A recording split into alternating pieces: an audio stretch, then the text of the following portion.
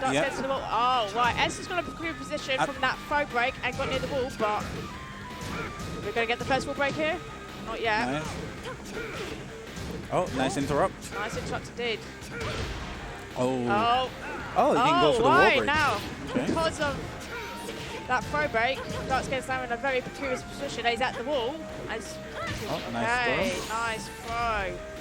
None of these throws are getting broken at the moment by Dark Skin. He needs to really start thinking about breaking these throws, but that's a very, very good counter hit combo starter. Oh, misinput. Unfortunate. He has rage. Could go for the drive. Go for it. Or the impact. 2 seconds. Oh, 2 seconds to go. Yeah. S takes that second round. 1 round to go to get the first point on the board. So Dark Skin coming in now a lot more with the plus throw. Yeah. I think the only thing is, this is Yoshimitsu, and that plus frame happens when you go down on the punching. Okay. That's when you actually pop a flash ball. Oh, good. The launch pays off.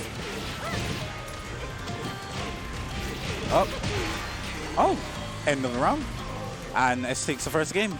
Yeah, S has taken the first game very straight comfortably. into the rematch as well. Straight into rematch. Not even messing around. I feel like Dark Skin's having a bit of a hard time getting his pressure started. Yeah, there's literally no pressure at the moment from Dark Skin. Like, he's trying to put some pressure on, but I just don't know. Maybe it's tournament nerves or something, because you're first up on stream, and it is very hard when you're first up on stream with the tournament pressure nerves. Good launch, just as we speak about it. He's curse. Running away with this round. Yeah, he is actually. Trying to keep S in the corner. S manages to get out. Oh, good. Good whiff punish. Good launch whiff punish, yes. And that is going to be dead. Yeah. I like how S just came back from behind it. Like, Dark Skin has applied a bit more aggressiveness in this round. And the start of the second game. Oh, good parry. And that is going to get you some damage, Dark Skin, for your troubles. At the wall, all damage, there we go. Like, S is just looking unstoppable right now. Absolutely unstoppable. Right, Dark Skin needs to try and figure something out here to get back in this game. Good throw, not broken. I think that move, hatchet kick, was doing a lot of, that move right there was doing a lot of work for him. And I think he heard me as I was speaking. Yeah, you got the curse. You got the curse to coach his place at the commentary desk. That's a good round from Darcy. Yeah, that's his first round on the board. Now, can keep this up, get some of this momentum back to get back in this game. I can see more confidence in his play now. He's really growing the confidence. Like, he's taken that first game as a knock, and now look at him, he's come back more aggressive.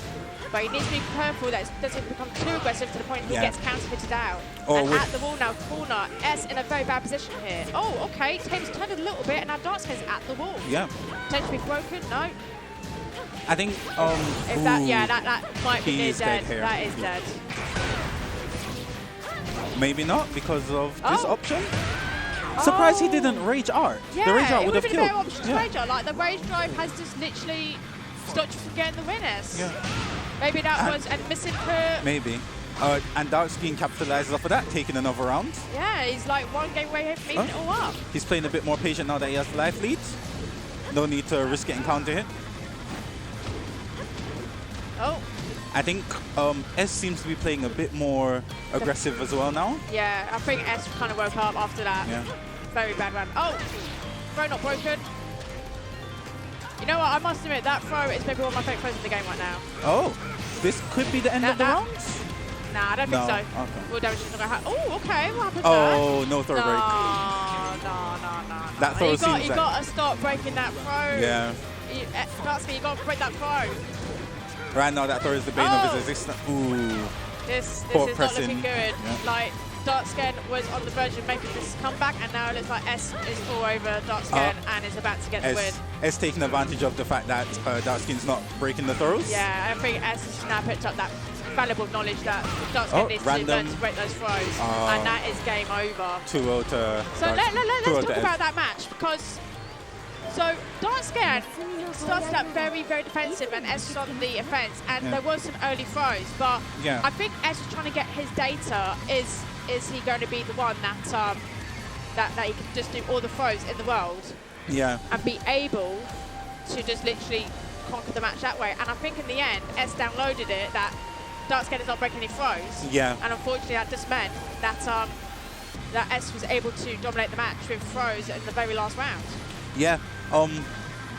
From that positioning, I feel like if Darkskin as a player knows that he's not good at throw breaking, he should try to take a bit more distance because Brian's normals do have a bit more range than Cooney's at some places. So Kunimitsu can play a very nice far game, but Brian players like to get close up personal with their opponents. Okay. So with that, we are going to get into our next match shortly. Who is our next match actually, Harley Chris? I believe our next match. Oh, I don't remember. I did have a look at the brackets before. I believe our next match would be Justice Soul Tuna versus. The name evades me. What a great nickname. Huh? Platonic Cobra. Platonic Cobra. Just Soul Tuna versus Platonic Cobra. So we're going to play some Lars action shortly, everyone. Yep. Now I'm going to let you in a little secret. Yesterday when I was warming up for the War, but I did actually get some games in with Just Soul Tuna, and for once, I'm not blowing my own trumpet here, anyone, but I was actually having some good games with him. I actually didn't get totally blown up like I usually would against Just Soul Tuna, but that's not about me, it's about him, and Just Soul Tuna's Lars is very solid. Very, very solid. Yes, and if you're watching the Rumble yesterday, Tuna actually had a very good win streak with his stolen, patented, delayed hop kick tech that he used quite a lot. Yeah, from our very own Pun Life. He has stolen Pun Life's tech and applied it to Lars, which is kind of ironic because Pun Life is kind of known to be a cloudier player, and you've applied some tech to a different characters. It's amazing what can happen in Tekken. You can just apply anything. Yeah. But we have got the players now sitting down. So on player one side will be Just Soul Tuna, Elf, Lars Extraordinaire, and Platonic Cobra. Now I've seen his name around. Yeah. But I don't know which character he plays. Do you know which character he plays, Chris? I do not remember. The times he has been on stream, I haven't been able to see him play. But I do know him more for coming here and setting up Tag 2 and Tekken Ball. So I mean, if you ever come down to a monthly and you prefer to play older games, he's the one to go to. He could no, that's from Tekken Ball. He's a Law player from Tekken Ball. I'm not sure what he plays in Tekken 7. Sorry. So Tag 2 played Law. So yeah, we're just going to get into this match. So let's see what happens. Anything can happen. This is a tournament. In a tournament, anything can happen. Yeah, there is no rules in tournament, except for the second one tours, of course. But still, in tournament, there's no rules. Like, all you do is turn up on time, play games, and don't get beaten. That's it. Yeah. Whatever happens after that. Pop off a bit, throw a chair. No, we don't want to throw chairs. we don't want that much violence. The violence was yesterday during the one ball. Oh, Kunimitsu. Kunimitsu again. Kunimitsu player, okay. Okay, so Platonic Cobra's going for Kunimitsu. We have noticed that on our board at the moment that the names are a bit backwards. We'll get that sorted eventually. Lovely productions on it right now. Yeah, here comes Lars. Lars versus Kunimitsu. Now, Lars can play a little bit of a range game as well, so this will actually be very interesting because it's 2 range games here. Yeah. I mean, I do trust that Just Soul Tuna will take this based on his experience, but we'll see. Yeah, we'll see indeed. You never know what the, I guess, underdog in the situation could pull out. Principles of Fate, pretty good for the wall damage, and it's a bit of a mid-stage, I would say. It's not small as Souk, but it's not as big as a water stage. But I feel like stage length doesn't matter as much now because everyone in this game has amazing wall carry. Yeah, everyone in this game does now have amazing wall carry, but I still think it comes into your mindset thinking, how am I going to play this game? How am I going to get that W? Yeah. And speaking of the W, like, Just Soul Tuna not investing any time, getting straight to the wall. And that's an amazing whip punish.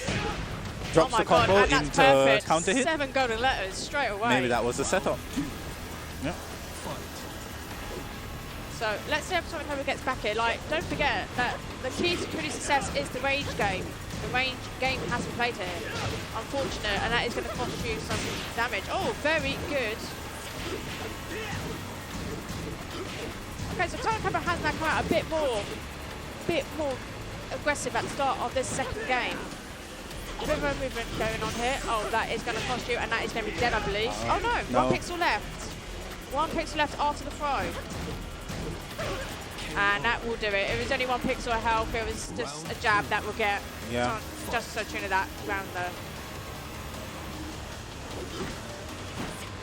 So you can see here that Tonic Cobra is trying to play the range game, but it's just not playing out that much at the moment, and is unfortunately losing some silly frames to just so tune, unfortunately. He had a good duck just a while ago, and I see him getting some launches, but isn't able to quite capitalize off of them. Yeah, and just so Trainer will play a bit more patient as well. We'll look out for your whiffs. Like, he's very good at whiff punching. I found that very much yesterday when I was whiffing. I got punished every 5 seconds for it. Just so Trainer is a very patient guy, and just like that, that should be dead. And that is just so Trainer straight up the board. Didn't waste any time. Tonic Cobra is actually nodding his head on our camera. We can see sensing that. I already saw it out here. Now what will happen? Straight rematch. So no change of stage or character here. We should go straight in for the rematch. So. Let's see if Tonic Cobra can change it up for the second game. Round 1. Fight.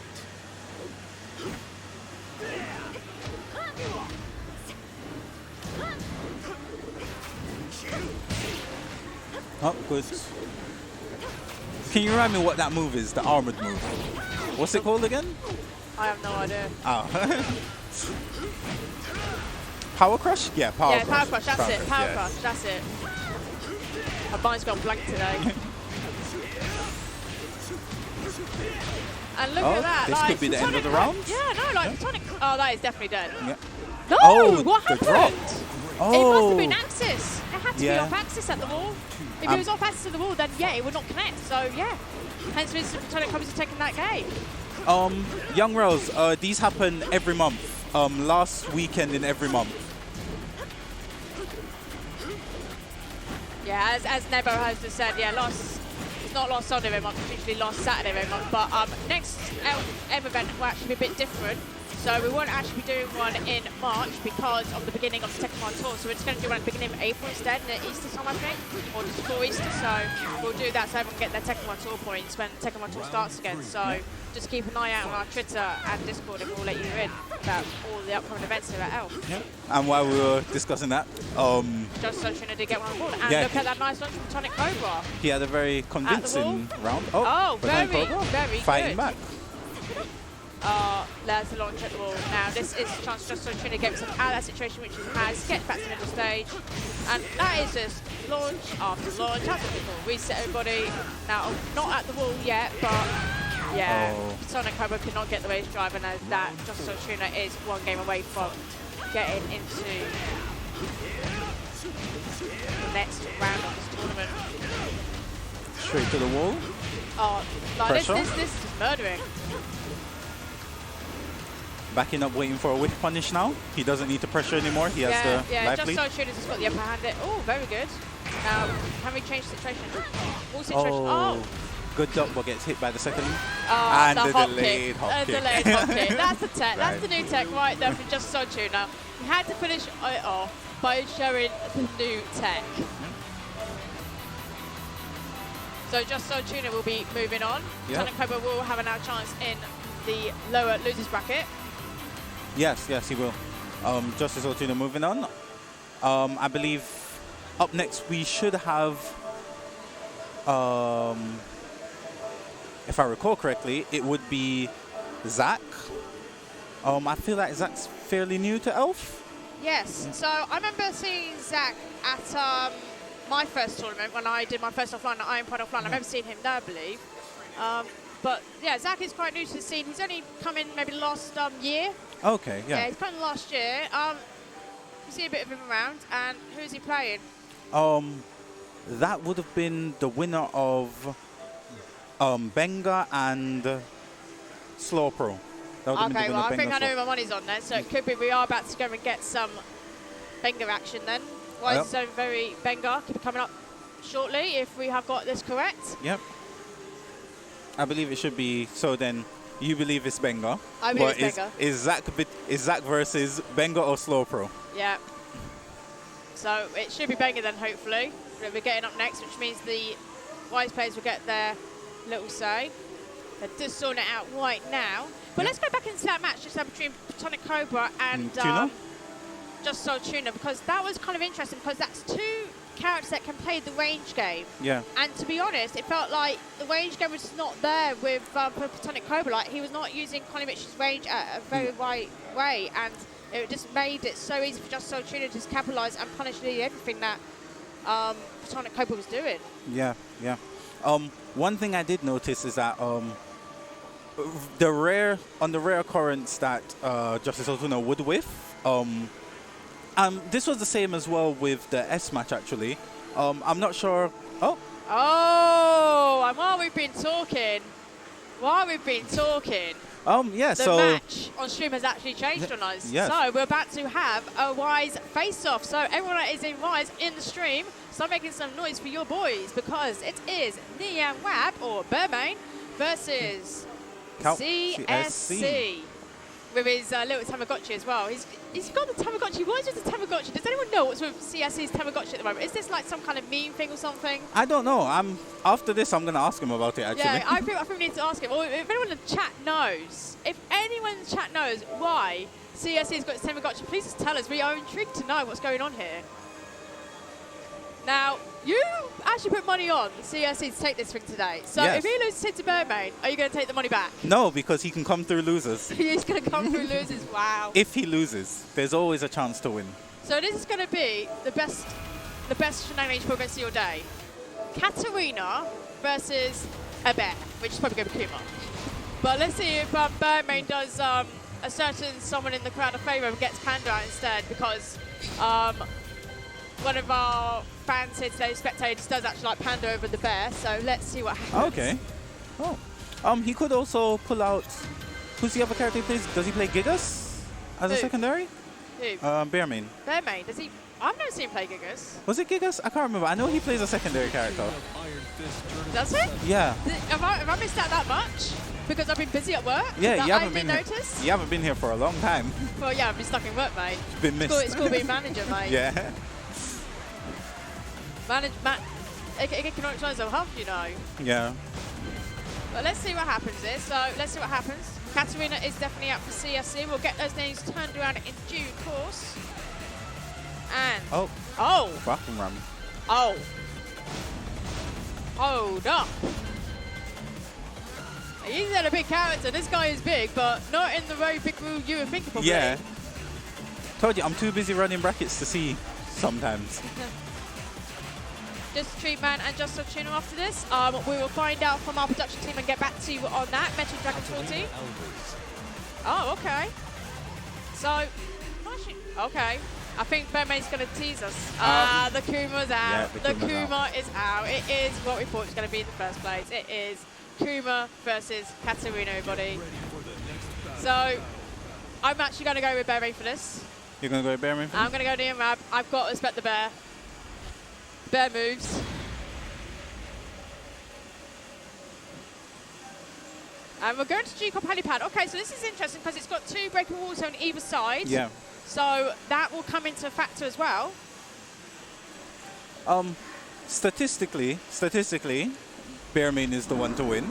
Yeah. But I want to believe in CSC. You want to believe in I want to CSC. believe Well, in CSC. let's see if some of the time off he's just had recently is going to do him any justice. He's just had some time out. Oh, hold up. Jumping start from Burmain. What's going on here? Straight at the wall. The wall pressure's already started, and the first wall break of the game. There we go. Straight away.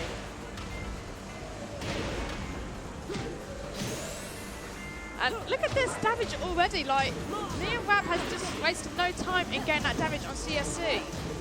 Like, making CSC like a little toy of Wise right now. That's not very nice, and that's so disrespectful. And look, just ducks the kick and launches you like you're nothing. It's like feeding Tom and Zoo, this. Oh, very roly-poly, not happening. But this is CSC's opportunity. Yep. Up back 4. What I have noticed is that Kuma puts himself in very odd positions where his hurt box just quite isn't there, or where you'd expect it to be. The bear, because Kuma is such a big character, the hurt box on a big character is very, what's the word I'm looking for? Tentative, to say the least. Yeah. You just don't know when someone's going to hit or not, because it's ridiculous. You should have more hurt boxes when you're a big character, but actually sometimes it doesn't end up being that way. Yeah. Oh, but Oh. Bearmain running away with it. Circus, Bearmain. First game to Bearmain. Does it in style. It is ridiculous. You just gotta love it. Circus, and then I'm so serious at I'm an agent. Oh, we're It's seeing a stage select. From one probably small stage to another small stage. Yeah. Souk. Souk. So CSC and Nemo just have some words there. Let's see what happens here. Maybe Nemo just trying to taunt CSC a little bit. We'll give him a little tip that somebody did wrong in the last game. Maybe. Maybe CSC. Maybe he gave CSC the secret sauce to winning. Secret sauce, yeah? Secret sauce to win. And what's in the ingredients in secret sauce? I don't know. I never win. So. Oh, you're asking me now because I got 3 wins yesterday. Well, all right, fair enough. I see you. I see you, Chris. But here we go. Game number 2. Both players being equally aggressive. And there's the kicks. The famous kicks of Katarina. Oh, interrupt. Oh, clash on the dive kick. Well, rising get up kick, rather. The throw can get off me.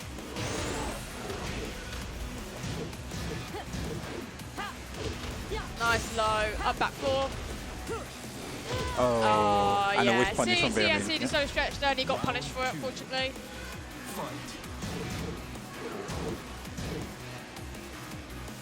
So, never really played, but this time not the full one. Wall pressure here from Neon Rab, that is one of the best strategies you can do, is the wall pressure. Like, wall pressure in this game can, oh no, dinner is served at the wall. And nah, mate, this is a ruining of CSC right here. He's literally getting ruined at the wall, at Souk. Game number 2.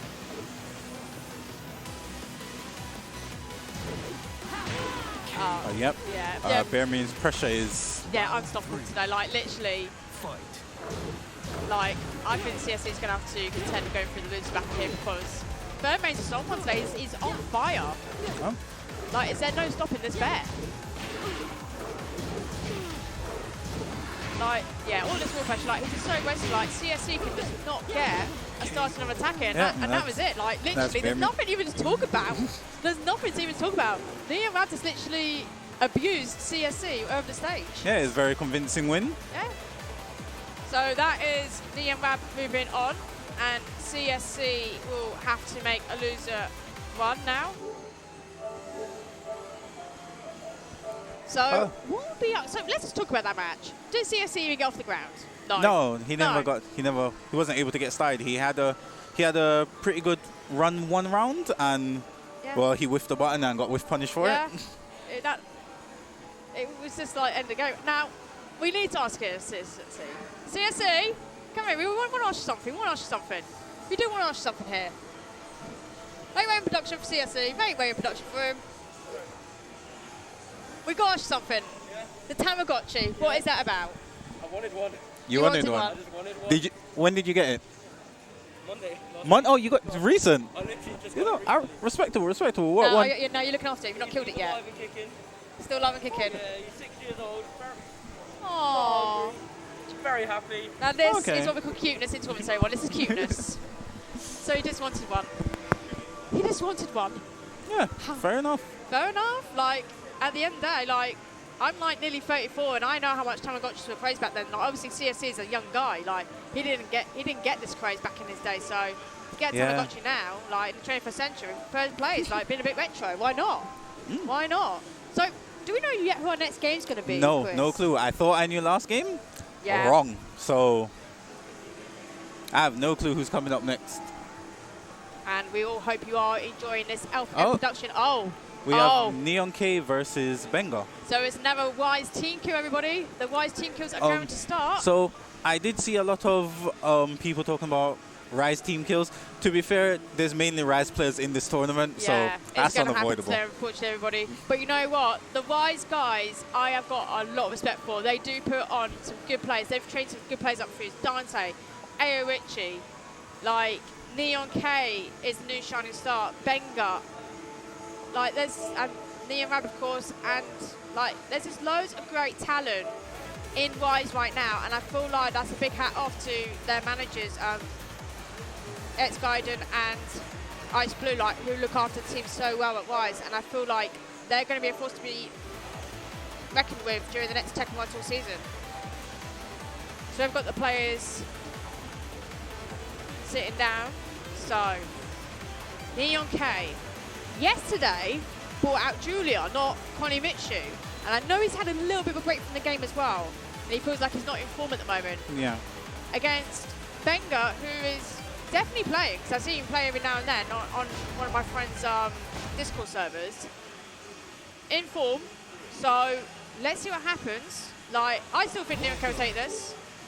But Benga has more experience of it than Neon K right now, because he's been playing a lot more longer. Yeah. But people have been regarding Neon K as like a young prodigy.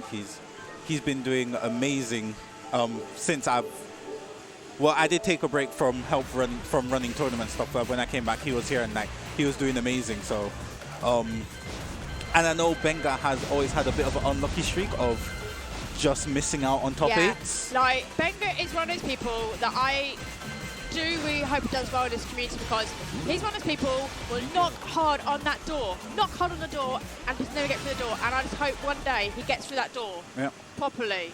And when he gets through that door properly, the tech community does not know what's going to happen to him, because Benga is a very good talent coming up in the ranks. Yeah. And Neon K opted for the Lily this game. Lily, okay, so Lily is one of Neon K's mains. Yeah. One of Neon K's mains, and we've got the Miguel from Arsene Benga. No surprise. Abandoned Temple, so mid-stage. Like every stage so far today has had walls. Funnily enough, there's been no wall stages yet. That's a good thing in most cases. Yeah. It's enables you to keep up good pressure. Yeah. Now let's see how this plans out. Like Neon K is starting pretty aggressive, has got a little bit damaging, just like some little pokes. Like, I feel like these two will feed each other out just to see how they will get this match going. Now, good punish from Benga. Oh, and counter hit, I believe. Yes, it was counter hit at the wall. Oh boy. Oh, a little bit of. Let's see if they. Okay. Yeah. A little bit of nerves coming out in this first round here. Yeah. Like. Round 2. It was interesting because Neon K looked like he had the upper hand for a moment, but no, Benga was like coming back and saying, no, you are not getting that easy win off me, young man. I'm coming for you. Good launcher from Benga. Now he's going to get Neon K to the wall. Oh, Neon K, very good. Switched it up.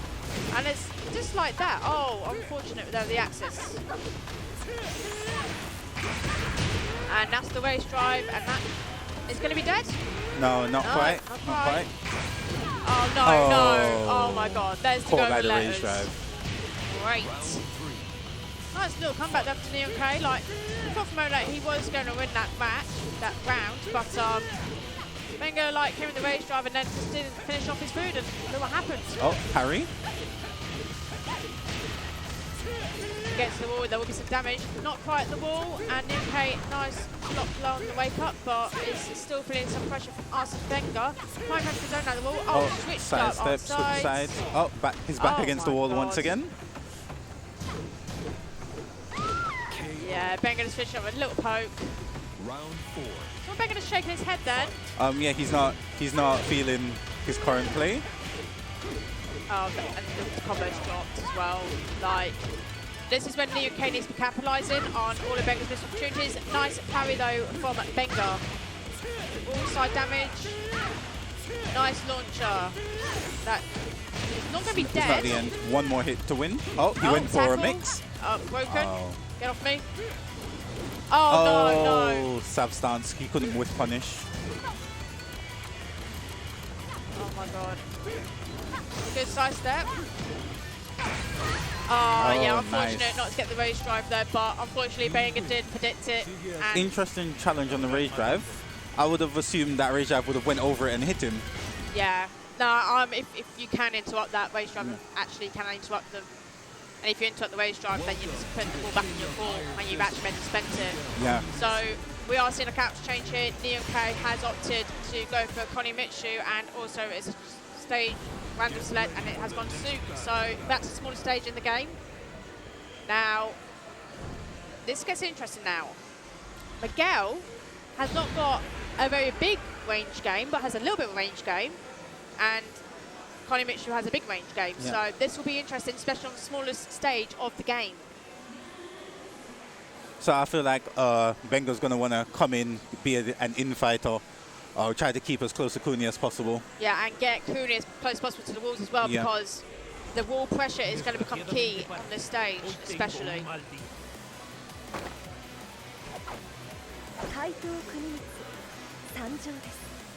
And we're starting off Benga 1 game up. Yeah, now. Okay, so early pressure from Neon K. Arson Benga appealing. Oh, okay, nice little clash of hits then. Neon K. He's starting to fool himself again, maybe. Yeah, he's being very aggressive, Yeah. trying to keep the pressure Oh, on that is a very Benga good rather punish. than Benga Very good keeping the pressure on punish. him. Yep. Round 2. Fight.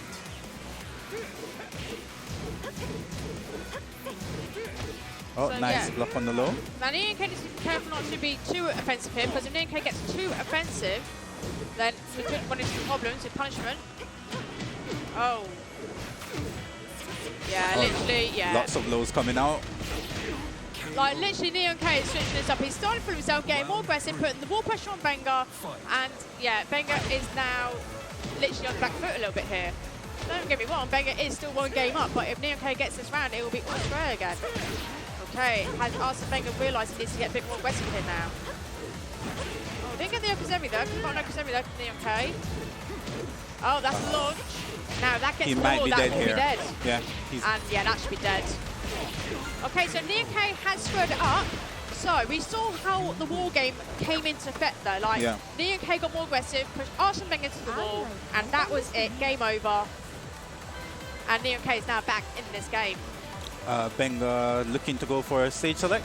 Yeah, I feel like the no walls might have to start, because that's the only way you're going to get rid of this wall pressure. Oh, forgotten realm. So it's from wall pressure to the floor Floor breaks. The bodies are going to hit the floor break body, as I like to say. So, now, if my memory is correct, hopefully it is, Miguel can do a lot of floor breaks here. And they're Yes. very hefty combos as well on floor breaks as well from Miguel. So this will play into Arsene Benga's fortunate favour here, hopefully. Hopefully, that sounds a bit biased. Ooh, you're going to have me? Are you going to have me now? Well, the whole chat is counting on Benga here. The whole chat is rooting for Benga to get one up on Neon K. Oh, but Neon K has got a bit aggressive. Now, is this going to be a case of who's going to get the first floor break, if we do get any at all? Good launch there from Neon K. Not going to get all the way to the wall, but it's going to start the wall pressure. Benga fighting out the wall. Trying to sidestep maybe out that wall, maybe a little bit, if possible. I find it good here that there hasn't been any floor breaks quite in the first round. Yeah. Because whoever wins this first round without floor breaks, they can do... very good parry. Oh. And wage drive to finish it. Okay, Yeah. so Neon K still in this, very much so. Good launch, starts the round. Floor break, we are down on floor. And this is what I was about to say. You get the first round without any floor breaks, and then the next 2 rounds, you just break the floor, get extra damage on your combos, Yeah, and exactly. pull out the win, which it seems Neon K is doing right now. Yeah, and look at that. Just like that, Neon K has turned this game around, and he's 1 round away now from getting into the next round of this tournament and sending his fellow comrade Benga through to the losers bracket.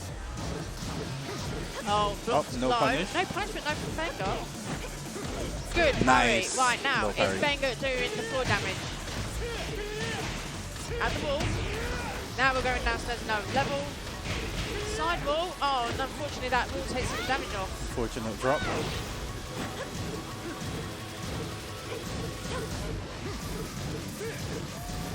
Oh, that's Nice power crush. Power crush, yeah. Oh, can't stay down there. You Neon can't stay doesn't on the get floor. up. You can't stay on the floor against Miguel. He's got loads of tools to punish you on that floor. You cannot stay on the floor, everyone.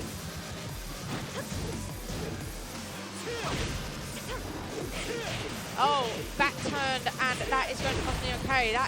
That's down to the basement. That's all the floors broken now.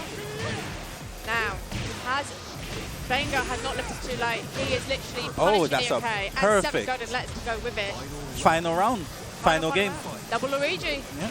as we like to call it in the community. Let's see. Oh, throw not broken. Slip it down, back 3. Launch fell, but the pushback will stop Neon K from doing anything. Nice sidestep though from Benga. I feel like these last few rounds, Benga's been very aggressive. Yeah, he got his mojo back. Yeah. Like, he lost it from moment because Neon K got very aggressive. Yeah. Oh! And Benga is actually dead here. He's dead. Yeah. It should be dead. If it's not dead, I'll be surprised. No! Yes, No, he's dead. It is. We He's fought for a dead. moment, though. We fought for a moment. We fought for a moment, but GG's That Neon was a- K. that Very was good. a- Coming back from behind as well. Like, there's a few talking points here. There's a few talking points here because we kind of saw, like yesterday, Neon K did actually come to me and say he's not actually in form at the moment. He feels Yeah. like he's coming out of form. He's had a break from the game, which is fine. Everyone's entitled to do that at some point during their game, their Tekken 7 careers. They're all entitled to it. Everyone takes a break. Everyone takes a rest. But let's just talk about how he came from behind here Yeah. to actually taking the match against his fellow teammate Arsene Benga. Yeah. Like, Benga was very aggressive at the very start. Like, he kind of saw the break in Neon K's gameplay and was literally punishing it. Got the first game on the board. And then Neon K made the switch to Kunimitsu, the character he's probably much more comfortable with. Got to suit, did the wall pressure, did the right things, and that was it. Yeah. Neon But K just got in control. And then we saw Arsene Benga pick Forbidden Temple, and literally that would be the floor break game for him. And yeah, first game they did not break the floor. They went into the second game, started breaking the floors, which is actually very good because if you break the floors too early, you are literally losing yourself out of damage. Yeah. But well, at the same time, you need to play a game here that you don't become part of that damage as well, that you get damage yourself from waiting too long to break a floor. Yeah. But yeah, so Neon K did bring it all back there from the start, and we've got our next game going. It is Salot versus S, I think. Yes, it is. So Salot will be on player 1, S on player 2. So S is back for game 2 of the day. Very dominant earlier against Darkscan. Did he win earlier against Darkscan? Yes, he won Yeah, against yeah, us. he won earlier against Darkscan. So So we have another Kuni on stream. one Kuni to another Kuni. Yep. It's becoming the Kunimitsu series today. So everybody, if you want to see some hype Kunimitsu players, this is definitely the place to be here at ELFM. Where are we now in the bracket, do you think? Where are we now in the actually bracket? looked? I have no clue where we are in the bracket. It's very hard when your team. Well, actually, TO's here. I really don't know what's going on. Like, we don't have a 'cause bracket in front of us. Usually I'm looking at the bracket all day. Now I'm looking at a camera. It's looking at a ridiculous, game. ain't it? How roles can change just like that. It's just ridiculous. Yeah. Well, I'm going to actually be a bit naughty and actually look at my phone and see where we are in the bracket. I'm going to be Not naughty. yet, not yet. Don't look at it. Not Don't- yet, not yet. I will look at it. Let them start fighting first. Okay. So who do you think is the one to take this? Well, this is very interesting because it's Harang versus Kunimitsu, but I do think S will have this. I feel S is the better player here Okay. against Salah. Did Salah always play Horan? I don't remember. I feel like I've seen him playing Fuck. Yeah. Fuck and Rum. Yeah, I feel like I've seen Salah with Falcon before as well. So, and Devil's Pit. So that means we've got a wall game here, but it is a mid-long, like a mid-big stage here. Yeah. So that means not as many wall. So everyone's got to get their wall carry on here, which Kunimitsu has a very good wall carry. Yeah. Very good wall carry. Yes, it's definitely a good, interesting match, Dante.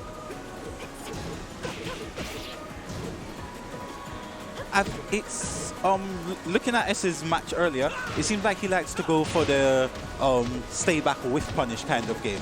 Yeah, like he is very reserved in that Yeah. way. As we just witnessed Neon K going very aggressive. Yeah, and look, is that even going to be dead if he brings out the Rage Dart? No, He Rage goes for Drive, Rage Drive again. but it's get to the wall, and that will be dead. So well Yeah. played there by S. He got the Rage Drive spot on, got the wall Yeah. damage, Let's see how Selot makes his comeback.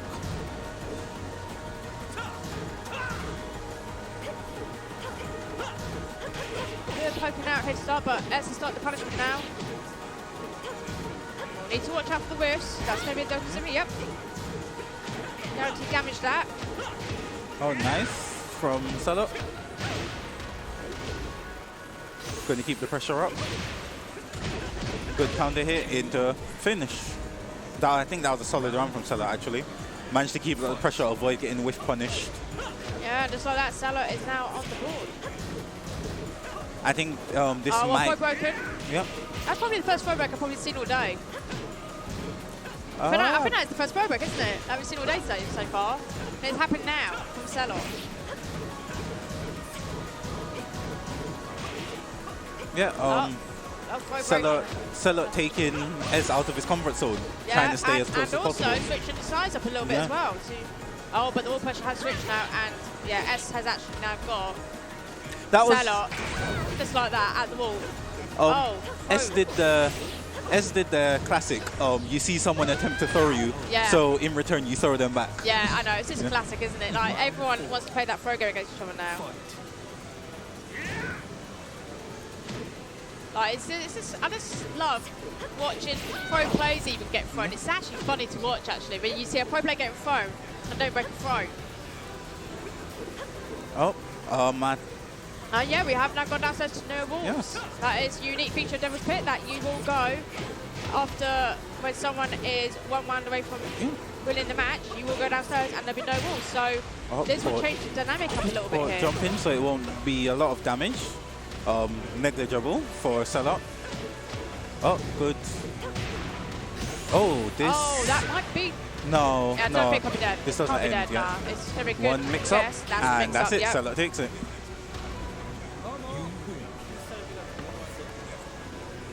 So I've just realised this is actually a losers match. So the loser of this will be going home. Oh.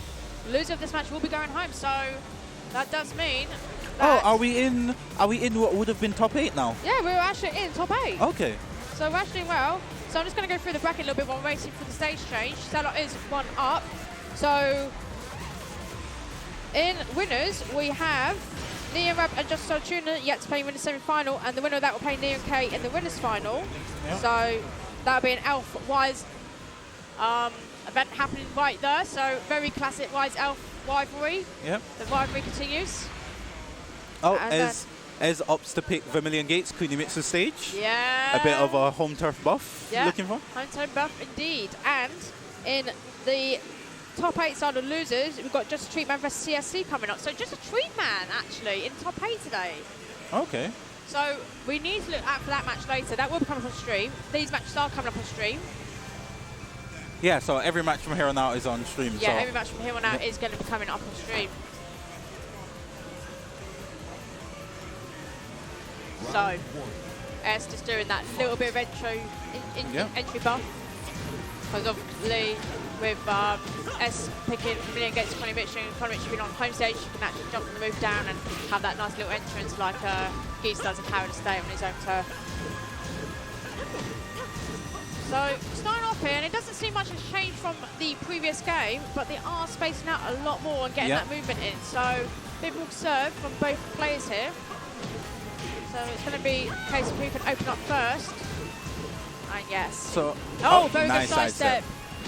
Didn't get more damage, maybe could have fought. Wall break. That is the wall this break, could be the end of this will round. Be the end. Yep. Oh no! Oh, he drops missed. it. And Selot capitalizes. That's very unfortunate because S was actually in a position there to take that round, and actually he's dropped it to Selot to convert it to his round. And Selot using this momentum.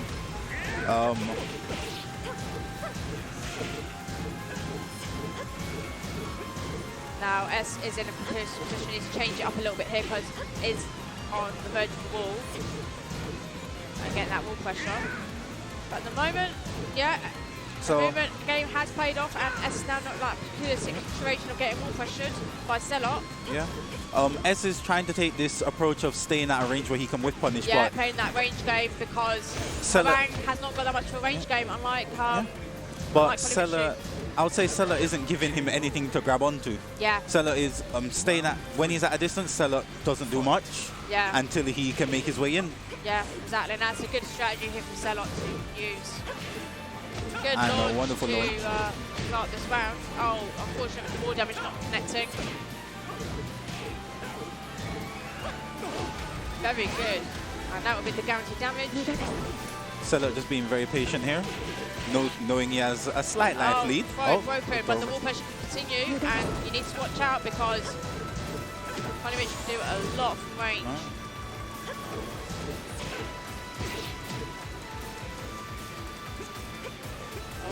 Oh, that's and the the whiff punish. And that's This dead. is what. Oh, No, he drops it again? he dropped Okay, it. nice. Okay, so what's going on here at S? He keeps dropping things, and it's a bit unfortunate because he's losing rounds on this. So at that point, it looks like he wasn't expecting to hit. He was going for the plus frames on that rage drive, and so happened to get hit by it. So a bit of a throw off there.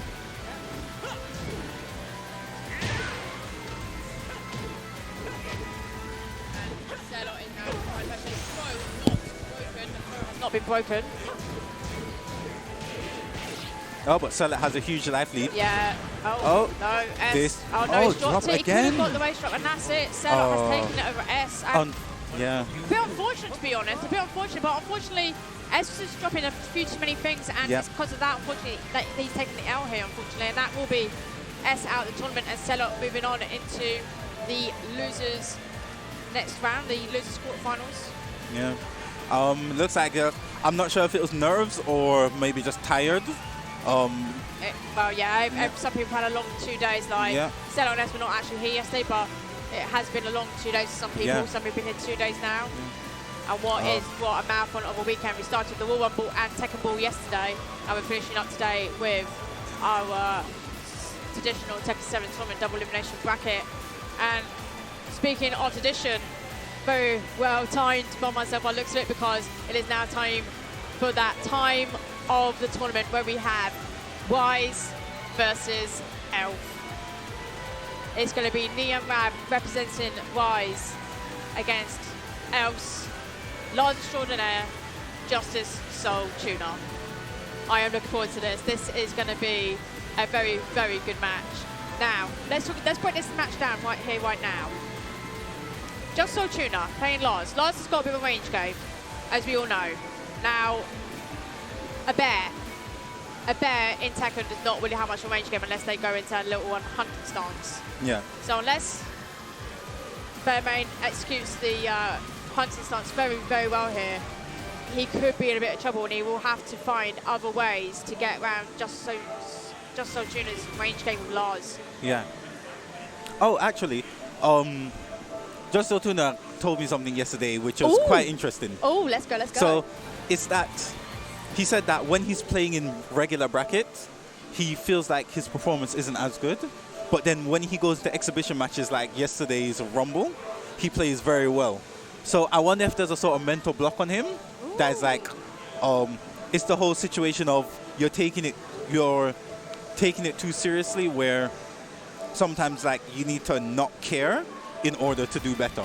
It's very funny with this conversation, because last night, me and one of my friends were actually having a conversation after work, and we spoke about people who play for fun at tournaments and people who take it seriously. Yeah. And I do think the mentality of people that play seriously, sponsored players, and players that play for fun is different two mindsets. Yeah. And to be honest, the experience I want for every player to have is that they actually have fun at tournaments. Yeah. Absolutely, every single player has fun at tournament. But you also got the serious players as well who actually have fun at tournaments as well. Yeah, and that's fun when that happens, because then you know your tournament's gone well. You've done a good job today. So that whole thing is that it's basically you focus. So you are in some term taking it seriously. You're focused, but it's in a way that every little, you know how people let little mistakes get to them? Yeah. So you don't take it, you're not serious in a way that every mistake gets to you. Yeah. But you're very focused. Yeah, exactly. So I think like that's the type of thing you need to get into if you want to do very well in tournament. Yeah, where you got to have the yeah. right mindset in a tournament. You've got to have the right mindset.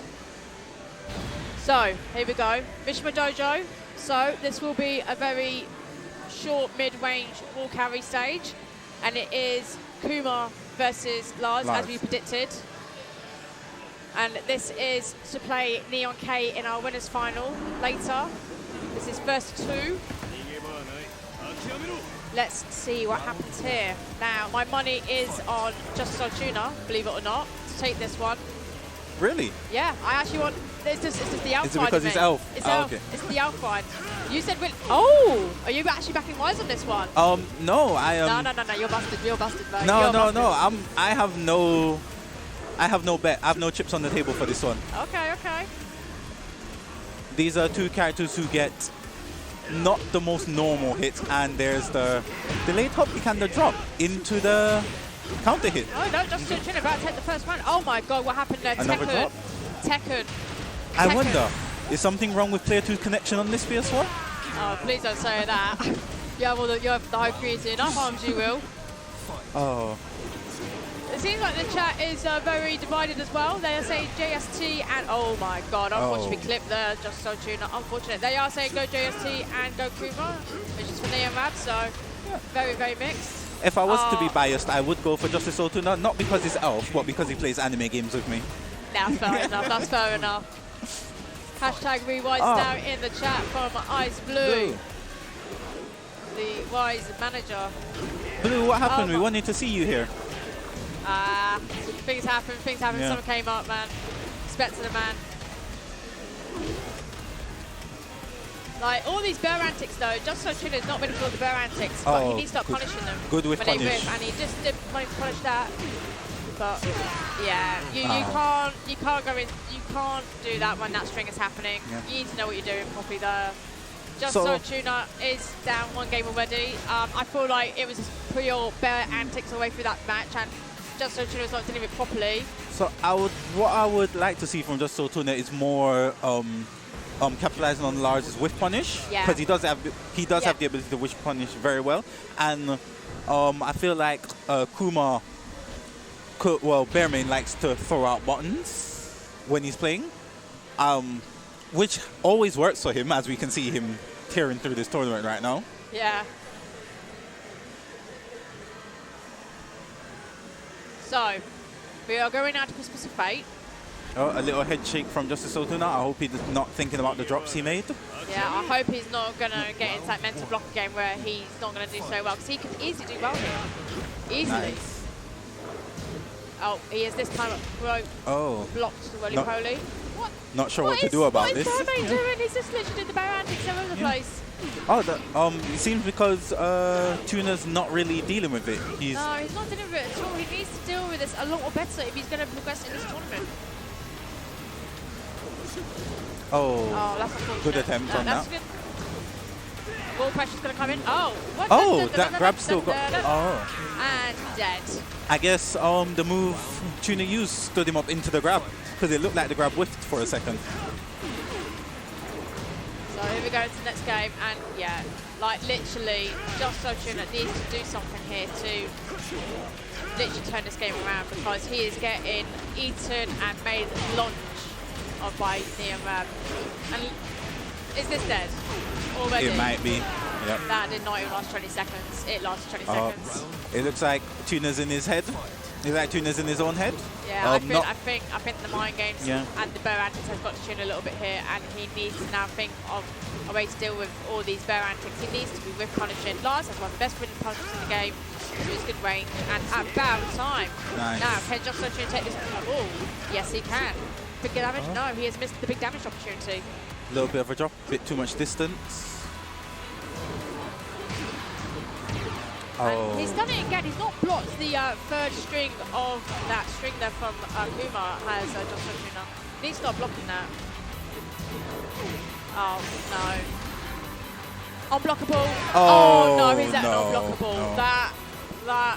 That was savage. Yeah. That was a savage, I'm sorry. So we can see that Tuna was just not, he wasn't on his A game. It's back to that whole situation of in brackets.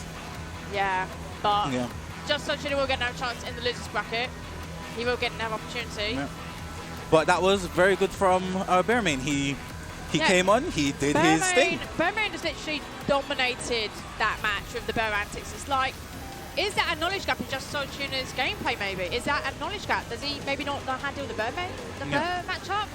Is that a knowledge gap he's got there? It could be, but so from what I've seen, Bearmain's gameplay style is a bit unorthodox, where he goes for things that you wouldn't expect someone to go for, because in my opinion, at that point it's like, why would you do that? Why would you finish that string?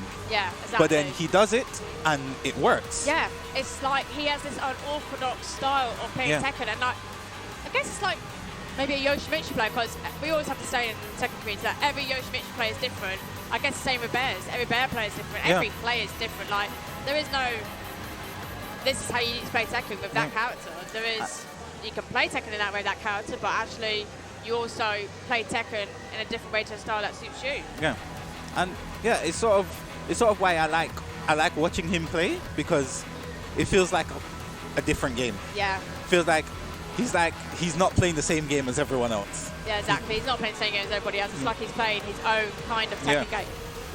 So we are now getting to our next losers match. So this will be a losers game. So the person who loses this game will be going home, and it's a bit of a surprising one.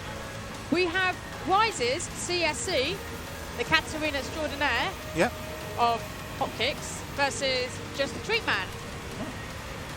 So I know a lot about CSC, but Just the Treat Man I do not know much about. Do you know much about him? No, I see him here a lot of times, but I never actually get to see him play. I don't think I've ever seen him at this stage of the bracket, in top 8. That's interesting. Yeah. So we have Just a Treat Man on player 1 side and CSC on player 2 side. They're just setting up still, I believe. Yeah, they are just setting up. So we are now in the later stages of the bracket. So what we do know so far, it is Neon K versus Bermain in our winners final after this.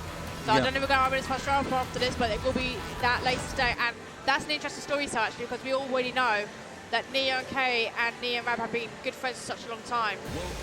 So that will be a rivalry to deal with there. Like, good friends, training partners, into what will be the winners final. Yeah. Well, let's get into our next match. Losers side. So what we're going to say, we know what we're going to see straight from CSC. It would be Katarina usually. Oh! Okay. Just a Treat Man is going with Lay, by the looks of it. Or is that not confirmed? They cancelled it now. No, it's not confirmed. It's not confirmed. They're still hovering. So Just a Treat Man picking Lay. And CSC going for the Katarina. Lay versus Katarina now. I don't know many Lay players. The only Lay player that I really know is Local Lay from Volpine.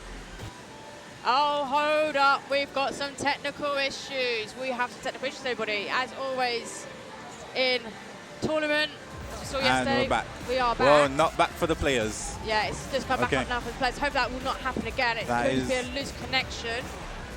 So, hopefully it is going to go stable. Okay. Hopefully it's going to stay that way. Hopefully it's going to stay stable. We're not going to lose that connection again, hopefully. So here we go. Well, it had to happen at some point today. We had some kind of technical issue. It had to happen. Can't have a tournament without technical difficulties. Oh, yeah, you definitely Believe me, I'm usually the one fixing them. Yeah, we both are. I'll remit. TRing, not this. We'll just be makeshift classes for the day today. And I hope you're enjoying yourself watching this ELFM production, of course. So how is the Just a Treat Man and CSC? Sorry, how is the Lay and Katarina matchup? I've not actually seen that often. Okay. I've actually not seen that often. I would like to think that it would be an advantage to Katarina just based on the movement, but Lay has some very interesting stances as well. Yeah. Which could come valuable here in this match.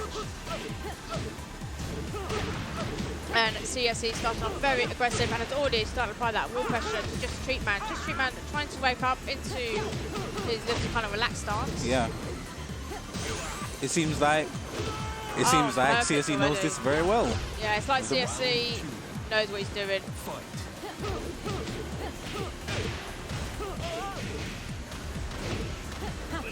Oh, no.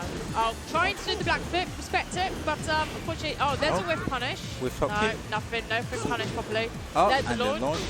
Now, is this a chance for Just Dreamer to start getting his way in this game? Misses the bounce, but has managed to get another launch and get CSE to the wall.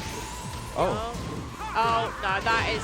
Nah, you can't jump kick and not expect to springboard kick and expect not to get punished. You will get punished if it gets blocked. As soon as I said, CSC seems to know it.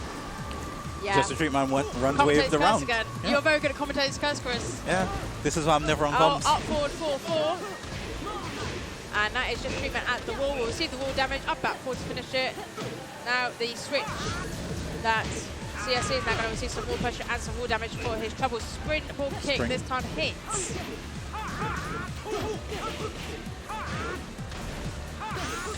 Oh, Whoa, hold up a CSC minute. trying to get an interrupt. Just a Treat Man is doing some damage here. Yeah.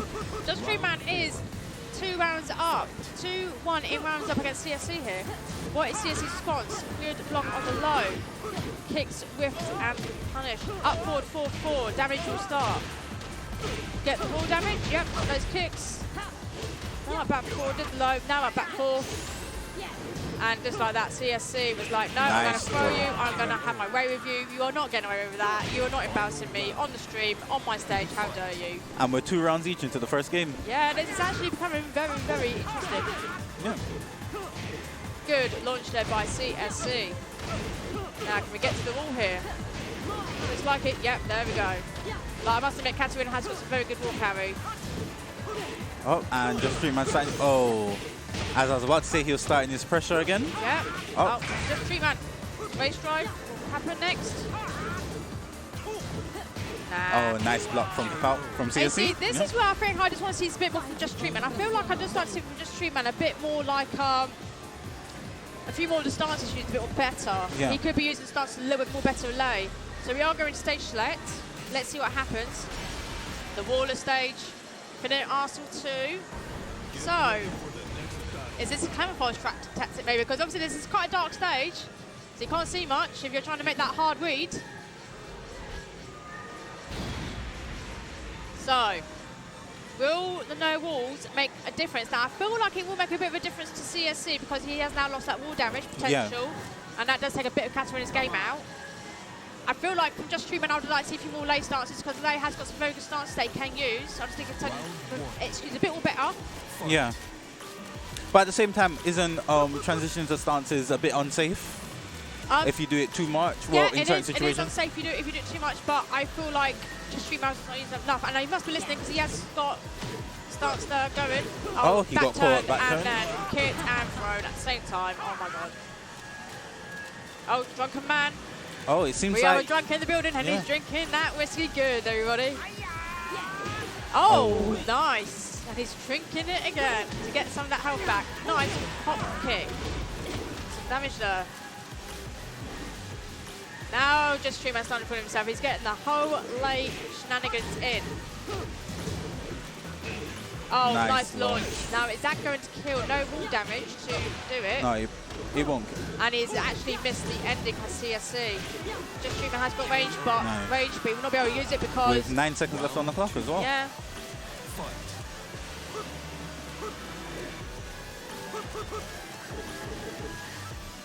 I see what Just a Treatment is going for, but CSC seems to just not... And it is now kind of throwing CSC off. He was not expecting this. Springboard kick, blocked, and punish. Launch. Oh, Just a Treatment. Just dropped it. Don't know if that's intentional. Oh, caught back turned again. No, back thrown. And the lives have evened up. Well, no, CSC in the lead. And CSC takes it.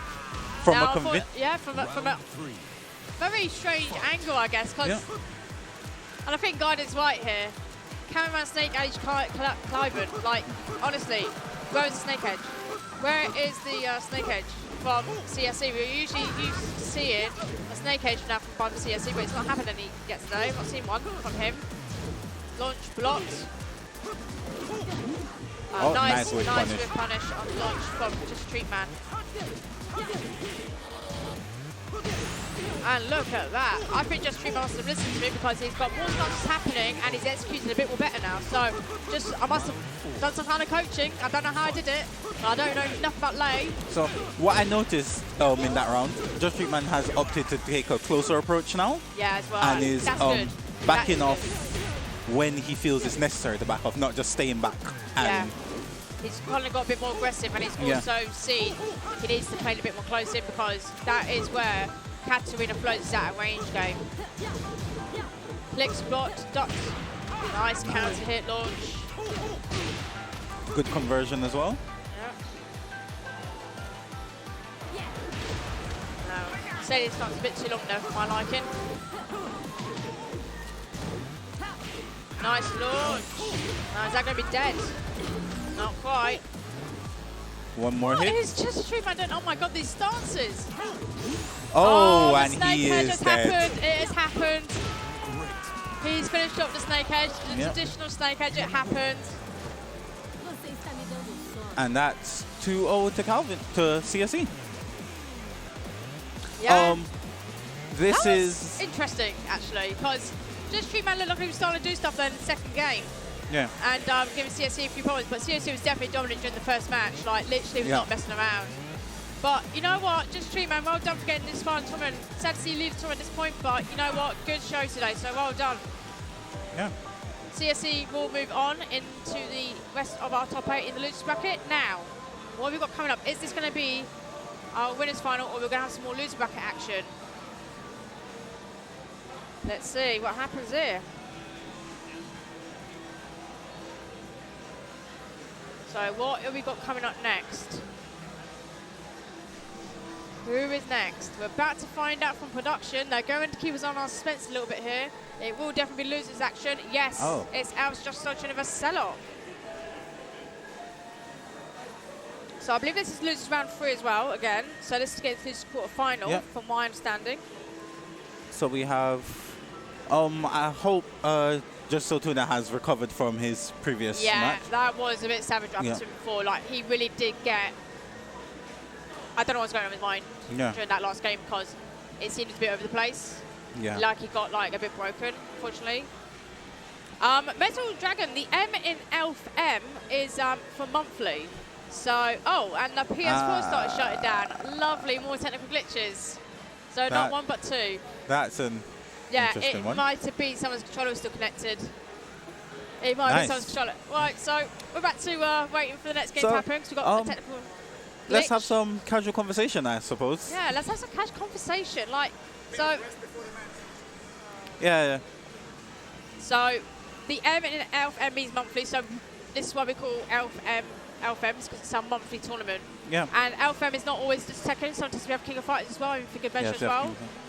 And if any of you play anime games, I do carry my Steam Deck with a dock, so we can play some, some, not Guilty Gear, because I'm not putting that on my Steam Deck, some Melty Blood, some DNF Duel, dead games.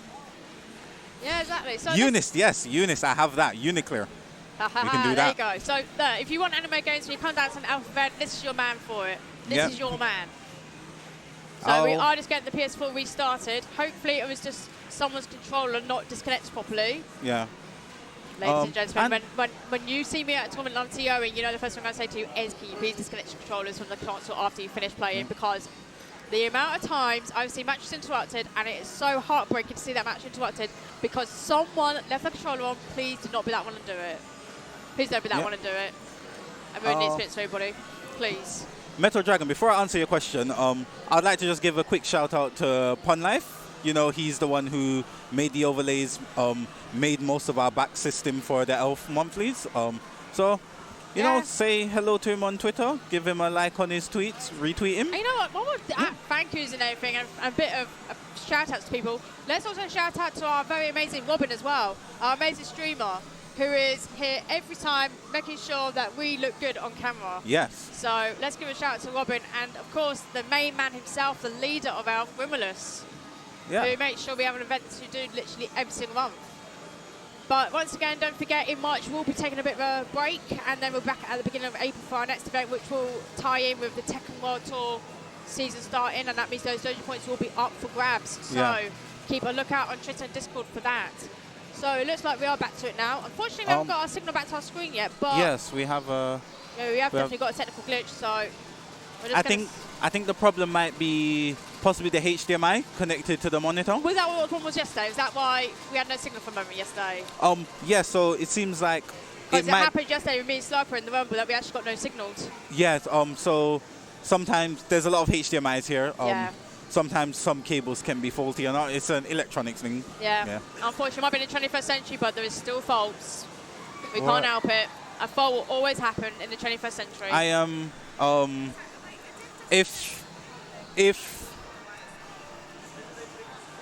I think I might need to get up. Yeah, I think you're going to have to get up. Because I usually do deal with this. Yeah. But you know what? If you're going to have to get up for a second, maybe we should ask. Can you? I'll go sort out what's happening with the monitor. We're going to Chris off, and we're going to actually be joined here by the leader of ELF for a second. Can you talk to them for a second? Yeah. Yeah. So Grim is coming to the stage for a second.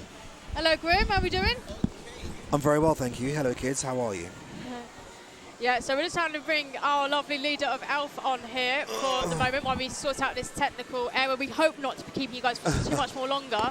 But Grimless, it would actually be nice to hear from you what you're thinking so far this tournament, because we've seen a couple of people here today because of, unfortunately, a bit of a low turnout. Some people are in top 8 that have never actually been in top 8 before. What is your opinion on that? I mean, this is why I love these homely events, because it gives the smaller players, the lesser-known players, a chance to shine.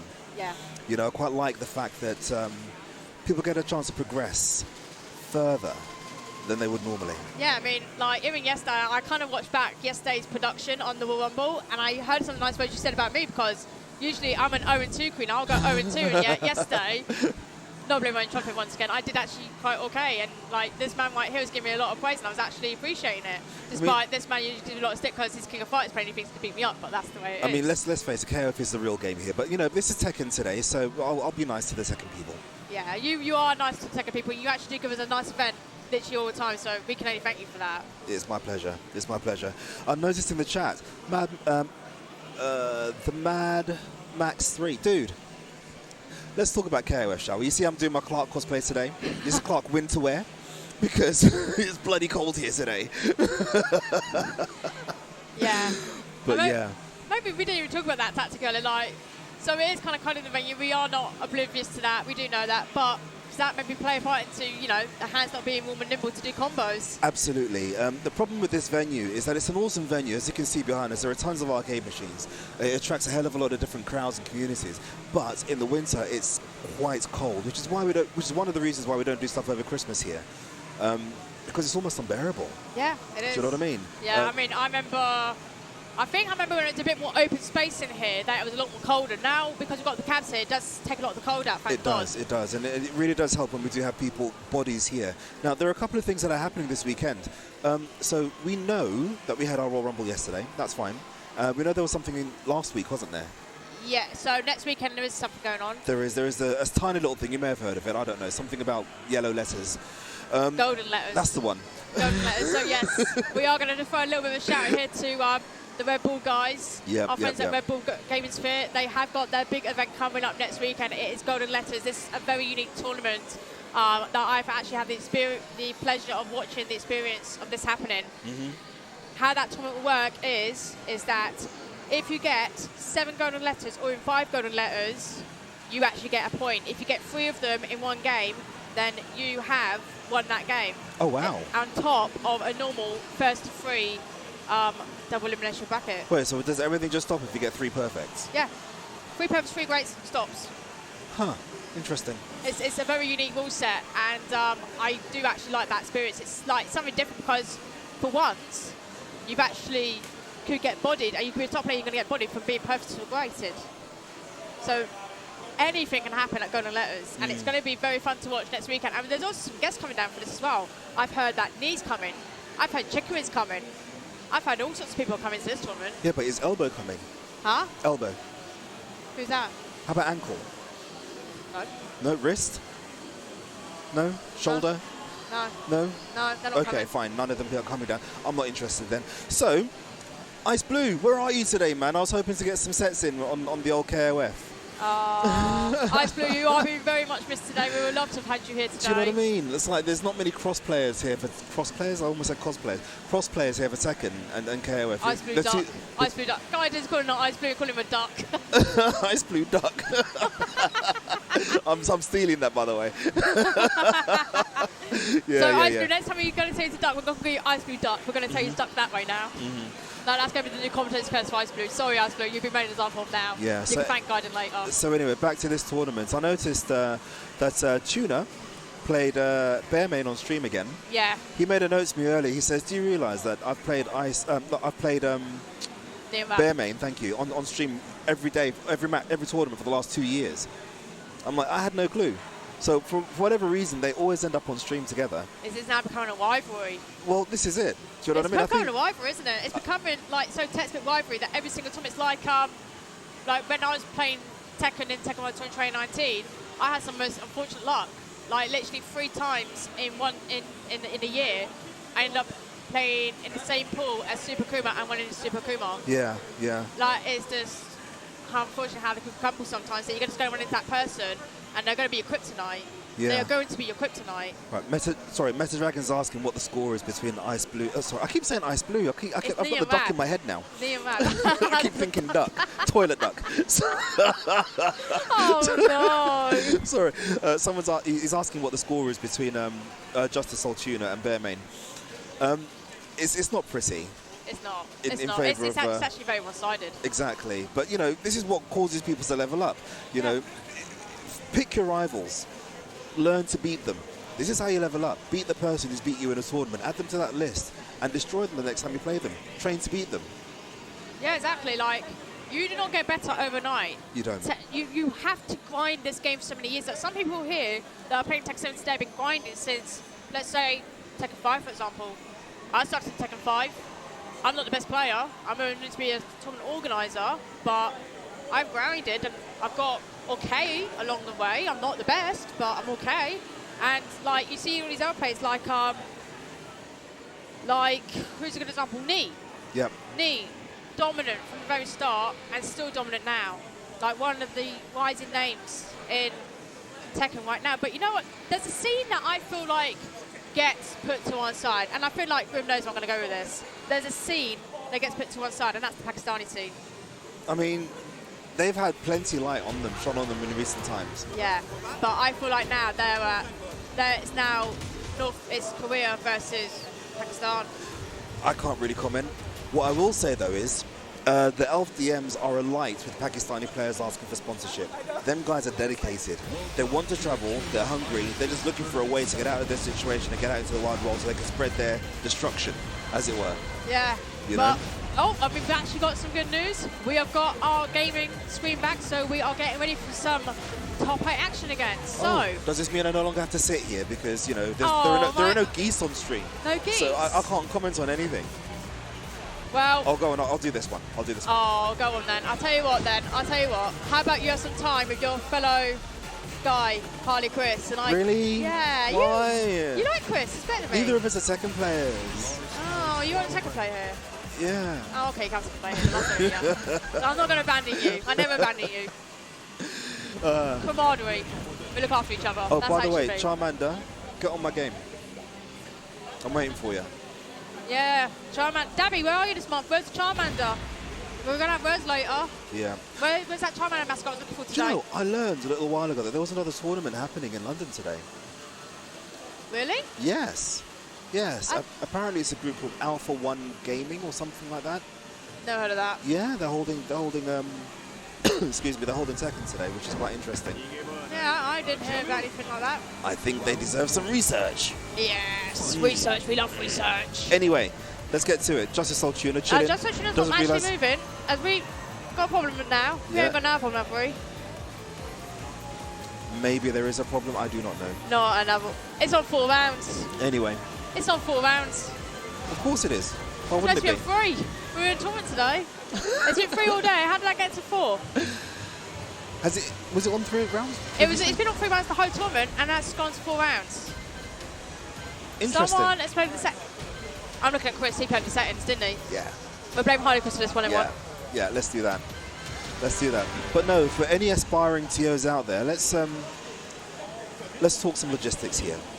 Let's communicate. So whenever we do a tournament, we generally try and figure out who's doing tournaments around us so we don't clash. So like, for example, Red Bull, in this instance, they did something last week, they're doing something next week. We're sandwiched in the middle. It's obvious we're going to lose out to the yellow thing. What's it called? Yeah. Golden Letters. Yeah. I don't mind that. That's fine, you know? But when you clash, you cannibalize the community. And it's not a good look on anybody. Do you know what I mean? And everybody looks desperate then, and we don't have to look desperate. There's enough people to go around. Yeah. There's definitely enough people going around. And to be honest, let's just all talk.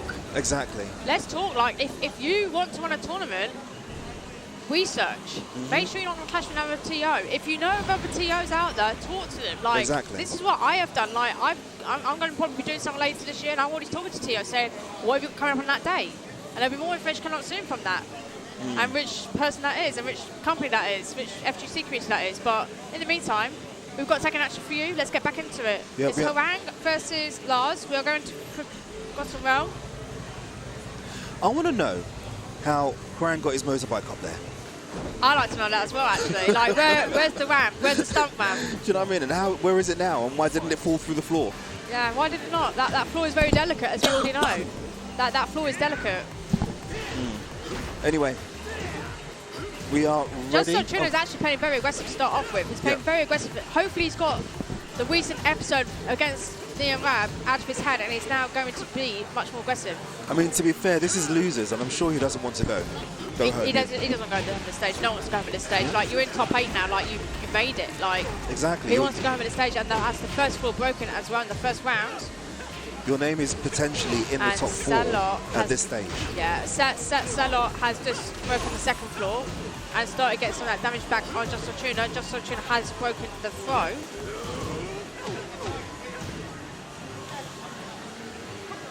Oh, and that little cheeky low, that spinning in, little cheeky low from Harang is going to take that round for Salot.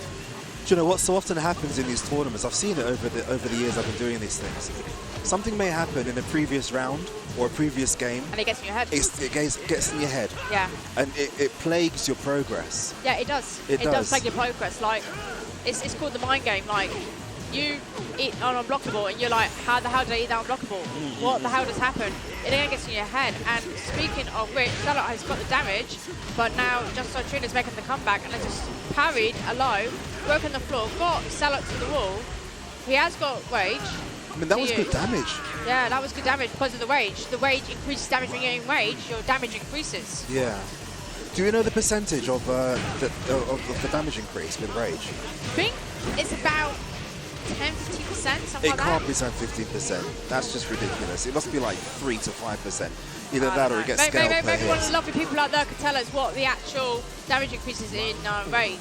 Yeah. Maybe one of the lovely people out there can tell us and educate us, because at the end of the day, you don't forget that we're TOs. We're not commentators for Tekken. I mean, you're not a commentator. I'm a commentator. Yeah, you can commentate. You actually commentated okay yesterday, actually, with Sherdle. Why, thank you very much. Even if I do say so myself. You actually did a very good one yesterday. Oh, hold on. Is this 1-0 Salot straight away? Oh, yeah, 1-0 Salot. This is like we said. I think it may have been your game yesterday. You won one round against, I can't remember who it was, but was it Sherdle? Neon K. Neon K, and it was a perfect. Yeah. And you won the victory as far as I was concerned, because that shouldn't have happened. And yet you managed to make it work. Yeah. Yeah? Yeah. Guys, if you're watching at home, the moral victory is all important. It doesn't matter how badly you get beaten, as long as you do something that you're not supposed to be able to do against your opponent, walk away with it, hold it as a badge of victory. And I am taking it. I am taking it. You know, even when my friend said to me last night, you should take that perfect over Absolutely. Neon K, because Neon K is actually a very good player. He's not a person that is just you can lie down over and beat them up to the pulp. He's actually a good player. Indeed. And like for me to get that perfect on him yesterday was actually like, wow. Yeah, yeah. How did I do that? Like, I got lucky. You know, even last year, did I not get perfect on Ayo Richie last year? I don't remember that far back. I barely remember what I had for breakfast. Did I get perfect on Ayo Richie? Ayo Richie, if you're in the chat, mate, please correct me if I'm wrong. Did I not get perfect on you last year? Like he's going to admit to that. I mean, come on. Oh no, He's gonna admit to that. Actually, the thing about Ayo Richie is he's actually a very humble guy. He's actually a very down to earth dude. I actually like the guy. Yeah. No, I do like him. He's a good chap. Yeah. so far. Justice Ultra doing a good job of avoiding that. Yeah, but unfortunately, Salot is just applying so much pressure here. And look at that whiff. That whiff. The whiff. Justice Ultra now approaching with trepidation, not really wanting to press his offense here. Oh, great counter nice. hit. Nice. To the wall. Get that wall damage. Come on, Justice Ultra, get back in this game. I'm rooting for you here, my friend. Nice. Ooh, back on the wall. Come on, is this going to be some golden letters? Nope, throw broken. That aggression, I like it. Yeah, that's the aggression that you'd be playing all day when you were Lars. See, now, this is the thing. It's given Salot some space here. Now, Salot can actually play around with that this. means now he's just getting up the wall pressure. And look at that. He's gonna feel it now. Yeah, I think the correct thing for him to do, this is guaranteed back 3. No, it's not anymore. Is it not? It's not. It's not guaranteed anymore. Oh, good, because I got so tired of, what's his face? K-Riss. That's the one, using that. It was so boring. Oh, no. You are not cussing K-Riss like that. No. I love him to bits, really. Yeah, we all love K-Riss. So big shout out to the man. But actually represented the EU-US very well during the second World Tour Finals. He actually did a good job representing us, I think. Where did he place? He didn't get out of his tour, unfortunately, but he did do a good job. Okay, good. He made it close. Him and Joker both did a good job, in my opinion. Going for the throw as his first real offense. Yeah, There's Salot the is power actually crush. on point here to actually send just Sonchina home. Yeah. And look at this damage, this combo, because he is enraged. Wall, not quite wall pressure yet. Goes for it. Oh, Goes for missed. Yeah, goes for a whiff punish. Oh, Ooh, stops the raise drive. Yeah. Oh, but just Sonchina could not take the pressure, and unfortunately, that does send just Sonchina home, and Salot moves on. So, that's quite a good situation to be in, I think, for any fighting game that you play. You've got a very, very, very small amount of health left, and your opponent is pressing, but they've also got a very small amount of health. Having that small bit of patience actually does often pay off. Yeah, and patience does pay off. I've learned that the hard way, I feel, because I've learned how to play patience a bit more recently into my gameplay, and I'm seeing the benefits of it now. Indeed. Now, with your back against the wall like that, it's actually very easy to activate Ultra Instincts. You see a lot of things because your adrenaline spikes a little bit. Yeah. And it's actually quite easy to because almost predict. Your mind's going into panic mode. I'm at the wall, I must do something, Exactly. But actually, Don't. Actually, don't. Don't, unless you know exactly what you're going to do. Like, it's going to pay off. Like, do that backflip if you know you can get away with it. Do that parry if you know they're actually going to go low. You can make that read. In most instances, your opponent is just as panicked as you. Yes, exactly. So I think it's important for players to remember that. And don't forget that when your opponent has got you in the wall and in the corner, they're going to go into that mindset that they've got you against the ropes, that they can beat you up, and that's when they're going to make a mistake. That's when they're going to make a mistake. And that is when you need to be ready to dealing with that mistake and punish you for it. However, in Salot's defense here, to definitely, be on his side here, he actually didn't make any big buttons. He pressed lots of little quick jabs. He actually did a pretty good run here. He's actually on a pretty good. He had a good match over against Just Sonchina, and Just Sonchina is one of the veterans here at ELF who comes to every monthly and does very well usually. And yeah, he's done okay today. Has Just Sonchina because he has got in the top 8, but Salot has just been better than him on the day and has actually done a very good run here so far, and he will continue that when he loses. But speaking of losers, we're going into our next losers match now, and it is a Rise team kill. It is RCG Benga versus CSC. Why is there a Rise team kill in every single tournament? We are still yet to get to that point. I just feel like what it is there's so many people that are in Rise now. It's They're just like going to locusts, aren't they? They're just everywhere. Yeah. They're like the infestation that you just can't get rid of. The green infestation it just can't get rid of. The Do you know green what I mean? infestation. Like mold. Oh, no. Sorry. Mike's going to cancel you to Mike, I love you to bits, honestly. Mike's going to cancel you, mate. I'm sorry. Oh, funny. Right, anyway, like Fury just said, our next match is Arsene Wenger, former ELF, former Harrier, going up against CSC, the Snake Edge merchant. The snakehead version indeed, with the Tamagotchi as well for the psychic. He's got a new psychic for a Tamagotchi. Oh, really? And we asked him earlier, actually, why has he got a Tamagotchi all the time? It's like, we're in the 21st century, we don't have Tamagotchis anymore. That was more like in the 90s we had Tamagotchis. And you know what he said to us? What? He just wanted one. Oh. It's 6 days old. Oh. I used to have 3 Tamagotchis when in the 90s. And how many days before the first one died? I mean, I just let them all die because they annoyed the hell out of me. You couldn't do any like 360s or command grabs or anything like that, and I was like, this is just a crappy game. But people kept buying them for me, so I kept accepting them. So Anyway. So you became a Tamagotchi caretaker. Yeah. Do you know, an interesting note from Justice Soltuna, actually, speaking of when people talk to you mid-game sort of thing. Yeah. He was telling me about his transition over here, because not many of you probably already know, he's our resident Yank. Spent a lot of time in the States, came over here and found a lot of cultural differences. And he said to me that he really enjoyed these events because they break down all the cultural barriers. Yeah. I love them. And it's strange that, because when I used to frequent arcades back before you were born, that's what it was like. Everybody came from everywhere. Nobody cared what you were, you know, white, black, Asian, anything. They just broke down all the cultural barriers. The only thing people cared about was whether or not you could play the game. And I feel like gaming does breaks out all of the cultural barriers. Like, it doesn't matter who you are in what gaming scene you're in. Everyone is equal. Absolutely. As long as you play the game. Well, not everybody's equal if you get bodied 0-2 every Well, tournament, yeah, but still, even if you get bodied, you're still there. You're taking part. Indeed. You might be part of that humiliation for 1 second, but at the end of the day, you're going to laugh at it 5 years later. So actually, I had fun doing that. Despite I got beaten up, I'm still having fun. Exactly. Now, back to action. We've got Arsene Wenger fighting his way out of the corner here against Ryan CSC. What happened there, by the way? I have no idea. Like, we were talking, and this round has started, and like Arsene Wenger just decided, I'm going to take CSC to the wall and dominate you. Yeah. Now, for those who know, I do completely unbiased commentary. I have no favourites, but let's go Wenger. Now, you see, the thing is, I've got someone else tell you a little secret. Do you know our boy Harley Chris actually says CSC is going to win this? He's going to win the high tournament. Who is? Wenger? No, CSC. You reckon? No, that's what Harley Chris said earlier. No, don't be silly. That's seriously what he said. Yeah. Yeah, but at the moment, it doesn't look like it, because Arsene Wenger is just going to take CSC to the wall and finish that combo and get the damage in. Man's getting banged by Wenger. Yeah, bankrupt. To be fair, CSC is actually quite a good player. I've never seen a person rely on Snake Edge so much and hit them so often. And like I rely on Sword Sweep. I mean, like, he tells you he's going to do them. Yeah. I'm gonna Snake Edge you, and like you're like, no, I'm gonna be defending against a Snake Edge, and it happens. It happens, yeah. And look at that, just like that, CSC is starting to bring this back. Like, the great thing is about Katarina and Miguel is that it is definitely a bit of a mismatch, because Miguel has to get close up person to get his best damage in. Like, Katarina can play a little bit of a range game. Yeah. And Katarina also has better movement. Oh, of course she does, doesn't she? She's quite mobile. Does. And look at that. Talk about movement, like... Oh, sidewalls. Oh, springboard, blocked. Oh, that would have been a hefty launch. The big launch of that would have got damaged Wenger. But look at that, just like that, CSC is bringing this game back.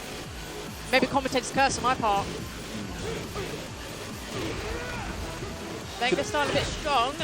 Going to start finding the wall pressure. This is when we talked about. See, CSC was like, I know what you're going to do, I'm going to deal with you. But I feel like he was pressing buttons, to be fair, and hoping for the best, just to try and interrupt what was happening. Are you actually accusing CSC even a quite much out here? Is he? I don't know, are you accusing? Well, in that instance, yes, because that's what it looks like. And speaking of which, Snake Edge, and is that dead? Is that end of game? Yes, it is. Race drive. Okay. Race drive makes end of game. So that is 1-0 CSC on top of Wenger. Yeah, no breaks in the action, straight back into it. Yeah. These guys not messing around here. They know what they're doing. Over here, 120, real close. Yeah. Now, Wenger, to be fair, we've not seen him for a while. He kind of disappeared for a while. This happens quite a lot with some of the best players. I think that, well, I can talk in terms of me. Taking breaks from your game actually does help you. Yeah, it does. In the long run. Yeah, we actually spoke about this earlier today, that people will take breaks from the game and, like, they might lose a bit of form on top of it, but when they come back dominant. You have fresh ideas. Yeah, you have fresh ideas, fresh mindset, and actually... Ooh, great nice hop hop kick indeed. Come on, Wenger, and he has got rage, but he's now spent it. Rage strike to the wall, ends up with a nice wall carry. No. Sorry. Snake. Nah. Oh. Nah, CSC, mate, you are low. You are low, mate. I nearly fell off my chair. Okay. Oh, what happened there? Tekken, sidestep shenanigans. Oh, that is going to be hefty. That is going to be hefty. Wenger's angry. He wants the damage. Oh yeah, he's like, I'm not having this. Does this having balcony this break? How did that not balcony break? No balcony break though. He's not at the right angle for the balcony break. Unfortunately, as sensitive that might sound, Tekken can be a bit sensitive when it comes to angles. But there you go. But that was the same angle. No, it was not. This game is so biased. Well, yeah, to Katarina. It's so biased to Katarina. Wenger fighting back. Yeah, like being hesitant with his button presses, trying to predict Wait, what's coming. Ben. Blocks a throw. Get off me. Good patience from Benga. Good patience. Round 3. Fight. No, CSC and Nelson Benga I've not played today. It was CSC and just some Tuna earlier, Nebo. There it is. And again. Oh my god, like literally Crazy this lows. is the low robbery. Ooh! Oh! They think they're doing salsa. Yeah, I know, right? Like, we did not ask for salsa class today, did we? Good nice launch. Can he kill from CSC this? shaking his head, he is not No, happy. he drops a combo! Oh, Benga, mate. Benga. He needs to sort this combo dropping out. CSC is one game away from progressing here. And Benga will be going home because this is a loser's round. Just two in quick succession there. Yeah, There's the nice launch. launch. This could actually be game over. No, the wall has messed CSC up. Now, Benga needs to make the most of this. Nah, that's it. And CSC. you know, I just knew that was going to be a low. For some reason, I just thought he was going to do a low, and he did a low. I'm not saying must be that predictable. I'm not saying that CSC is predictable. Far from it, you know, because I don't even play this You game. just So implied it. Huh? You just kind of implied it, mate. You kind of just implied it a the little bit. implication is not a fact. So, So where are we up to now in our bracket? Like, I feel like we must be near winners final or losers semi-final now. I think we must be doing loser semi-final at least. Forgive us, our round counter at the top of the screen isn't working at the moment for some bizarre reason. Some tech issues. I'm not a coder, so I do not know why. It's not ELFM month without a tech issue or two. It's going to happen every single tournament. So it's Salop versus CSC, so this must be loser semi-final. Okay. It will be first two, once again. Yeah. What's going on here? What's going on here? Just a very inconsistent fan. Yeah. How about no? Yeah, what's going on here? Like, some shenanigans. Oh, I think I wants to go to dance mat games. Okay. Back this way around. That's allowed then. Yeah. Cheers, Benga. Oh. See you soon, Benga. Go home safe. So, loser semi-final. Salop versus CSC. Now, Salop's a bit of a tear today. Oh, Nebo. Mate, do you know what? I still have PTSD over that.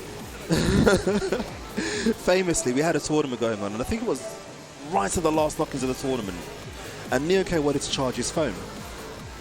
Don't tell me he unplugged something. He didn't even look to follow where the lead was going. He just pulled out a plug and shut the entire stream down, and I was like, dude, why would you do that? Why would do you go to someone's house, right? Do you go to someone's house and say, yeah, I'm just going to pull this out and charge my phone? Why would you do that? I ask permission. Do you know what I mean? I ask permission. Have some respect for someone else's house, people. Ask Mate, permission. I was dead. So I was not happy. You know what? Bless little Neon K. I have to call him little because Yeah. he is little Neon K. Yeah, He's yeah, our yeah. youngest FGC player at the moment, and you know what? Bless him. We love him. We love him to bits. He does the silly things sometimes, and he might not act like he knows everything that's going on. He might not be clued up though, but he's a great player, and we actually love him. He's our little FGC child, so to speak, Yeah. maybe. Yeah, good kid. He's 18 in a couple of days' time. I think he is, yeah. He is turning 18 in a couple of days' time. Yeah, He told me yesterday. yeah. I mean, I don't know how the little guy feels about being a man. I don't remember when I was 18. I don't either. That was, I didn't get that pissed either. Pardon my French. I didn't get that. Nah, I didn't even get that drunk, and that's bad. I know to admit, but my 18th birthday is a bit of a sober affair. Okay. You know, 18 was a very long time ago for me. So Oh yeah, you are. You're like what, 100 years now? about Grim? that, I'm 100 this year. But no. Where is this now in the bracket? It's losers semi-finals. Losers semi. It is losers semi-finals. This will be. I think it's our final first two today because winners final, grand final, and losers final. Would they be first three? Yeah. So this is our final first two of the day. So this is going to be effectively the CSC's gauntlet match, gauntlet Yes. run. Yes. We saw him go through Benga. Can he go through Selot, the person who sent the tuna home? The tuna home. You say like a bad smell in the room, mate. You should have heard the fish puns yesterday. They were legendary. Oh, were they good? Were that good?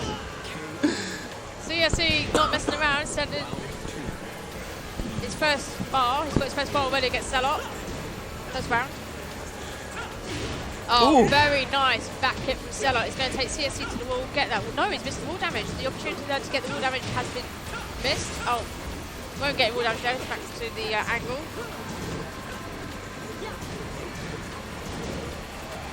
Oh, get off me. Indeed. Now, in this situation, it's actually quite difficult for CSC to make predictions because there's so many. Because Selot had so much health left. Yeah, he did. And then CSC just... You know, you kind of have to look for a big hit in that instance. Yeah, you have to big hit. Like, when you're down on health, the only thing that's really going to save you is getting like 2 great combos or 1 big hitting combo. So, in terms of CSC and Selot, they were... Ooh. Oh, that is really nice from CSC. Is that still called a Magic 4? Yes, it is. Okay. It's still called Magic 4. When you do that high immediate full hit and hand hit, that's called Magic 4. Okay. And Selot is actually turning this around. He's actually 1 round away from getting his first game on the board. Like, are we actually going to see Selot's time? Oh, that's unfortunate. Not with drops like that, we won't. Ooh. Very good wall damage coming up.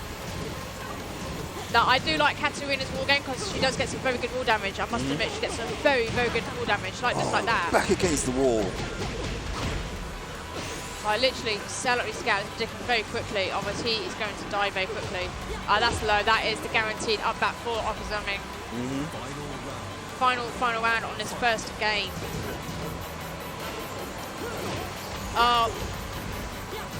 Typical CSC, typical behaviour that we've come to know and love.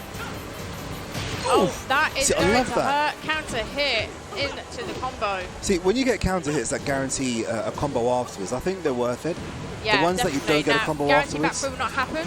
Yeah, the ones that you don't get a combo off after, I think just don't use them. Oh, hold up. Is this going to be? Oh, that's disappointing. Selot was doing so well. I know. He was indeed. Is this not dead? I think it's going to be death. No, it's not. I have called it. 1 pixel life left, but he went with the mid. He went with the mid, yeah. Okay. So that was interesting because I do feel a bit sorry for Selot there because he was doing well. He could have actually taken that game. I do actually feel a bit sorry for him, but CSC has come back. Like, he started good and then came back and finished it off. And I just feel like it comes down to one thing, the wall damage game that CSC's got going on here because he is making the most of that wall damage. Yeah. And bringing it into his gameplay. And it's what's making him look so good here today and getting all of that damage and getting so far in the tournament so far. But I know Selot can do better. And I feel like if Selot just capitalised a bit more for Wang's traits, he could actually get one up over here on CSC. And also he's got a bit unfortunate with some drops as well and combos. Yeah. Yeah, agreed.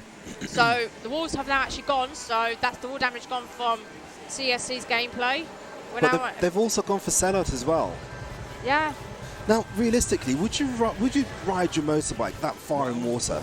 Well, let's see. I've seen crazy stunts before. I've seen that people ride motorbikes in water. It's not uncommon. I mean, it's not great for the engine, let's face it. It's not great for the engine, but people prefer Land Rovers and Range Rovers in water all the time. That's what they're for. But Range Rovers are kind of built for that. Well, motorbikes aren't exactly all-terrain, are they?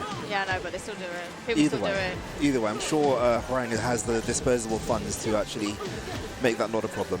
Oh, we're broken. Get Listen, off me. Nebo, the places that this guy gets his motorbike are, you know, amazing. He gets him into Devil's Pit. You know, you ride through lava to just sit on your motorbike. And speaking of riding through lava, Selot's now riding through the lava of that Katarina Rager, and CSC has now got his first game on the board for this round. He is 2 rounds away from getting to the losers final. Evel Knievel. You're not old enough to remember Evel Knievel. Hey, listen. I'm going to give it to my friend Lebo over here, mate. Like, what this guy knows is actually amazing sometimes. I know. I grew up watching Evel Knievel back in the 80s. That was amazing. Early 80s at that. Listen, I'm like born in the 80s, and I watched 40 Towers from the 60s, 70s, so... I mean, you mean 40 Towers got repeated for decades, so you would have seen it at some point. Anyway. Yeah, but my mum got me into that. My mum made me watch it. Like, my mum actually educated me on classics. Okay, anyway, back to the action. Back to the action, yeah. Yeah. Back to the action. CSC doing quite well, actually. He is. Like, he's actually 1 round away from literally getting into losers final, like getting. He's running the gauntlet and making it. Yeah, he's running the gauntlet very well, and I'm going to get the house set already. Like, oh, actually, nice hop kick. Back three. And nice. punch. And get Cell back in this game. He's still got a lot of work though to do. Throw broken, but side switch will happen, of course. And that is a lovely launch. The damage will start. Oh, tackle. Plus frames. I do that. Oh, see, I like that because he anticipated the sweep, but CSC delayed it. Yeah, that was good. That was really good tactics for CSC. Now it's just like nitpicking some damage back. Whiff, low. Like, both players here need to watch it because one mix-up. Oh, that's dead. That is dead. So Celot is getting back into this. Celot is getting back into this.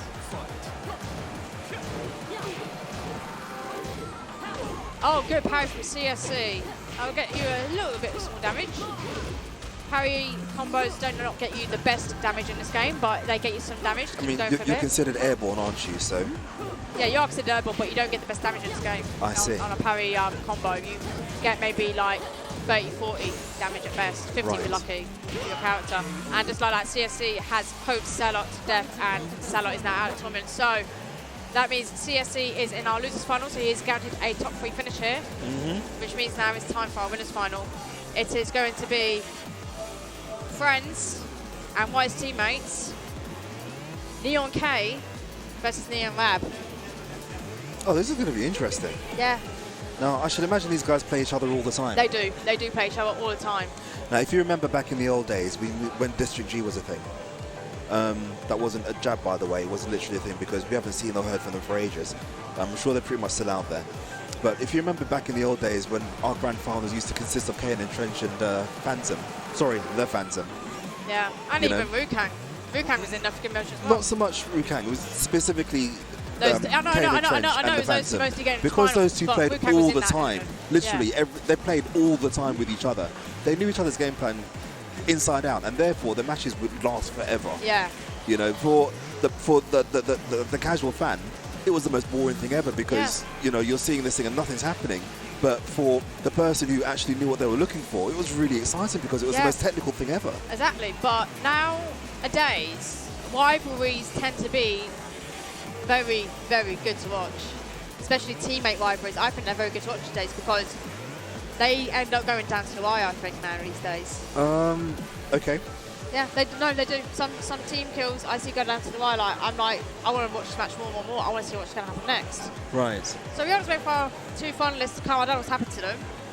So I think I'm going to ask Harley Chris to jump on them up. I'm going to chase them down in my Fury style. Go for it. Leave me alone with this Tekken rabble. So I'm going to ask Chris to come on the mic. Chris?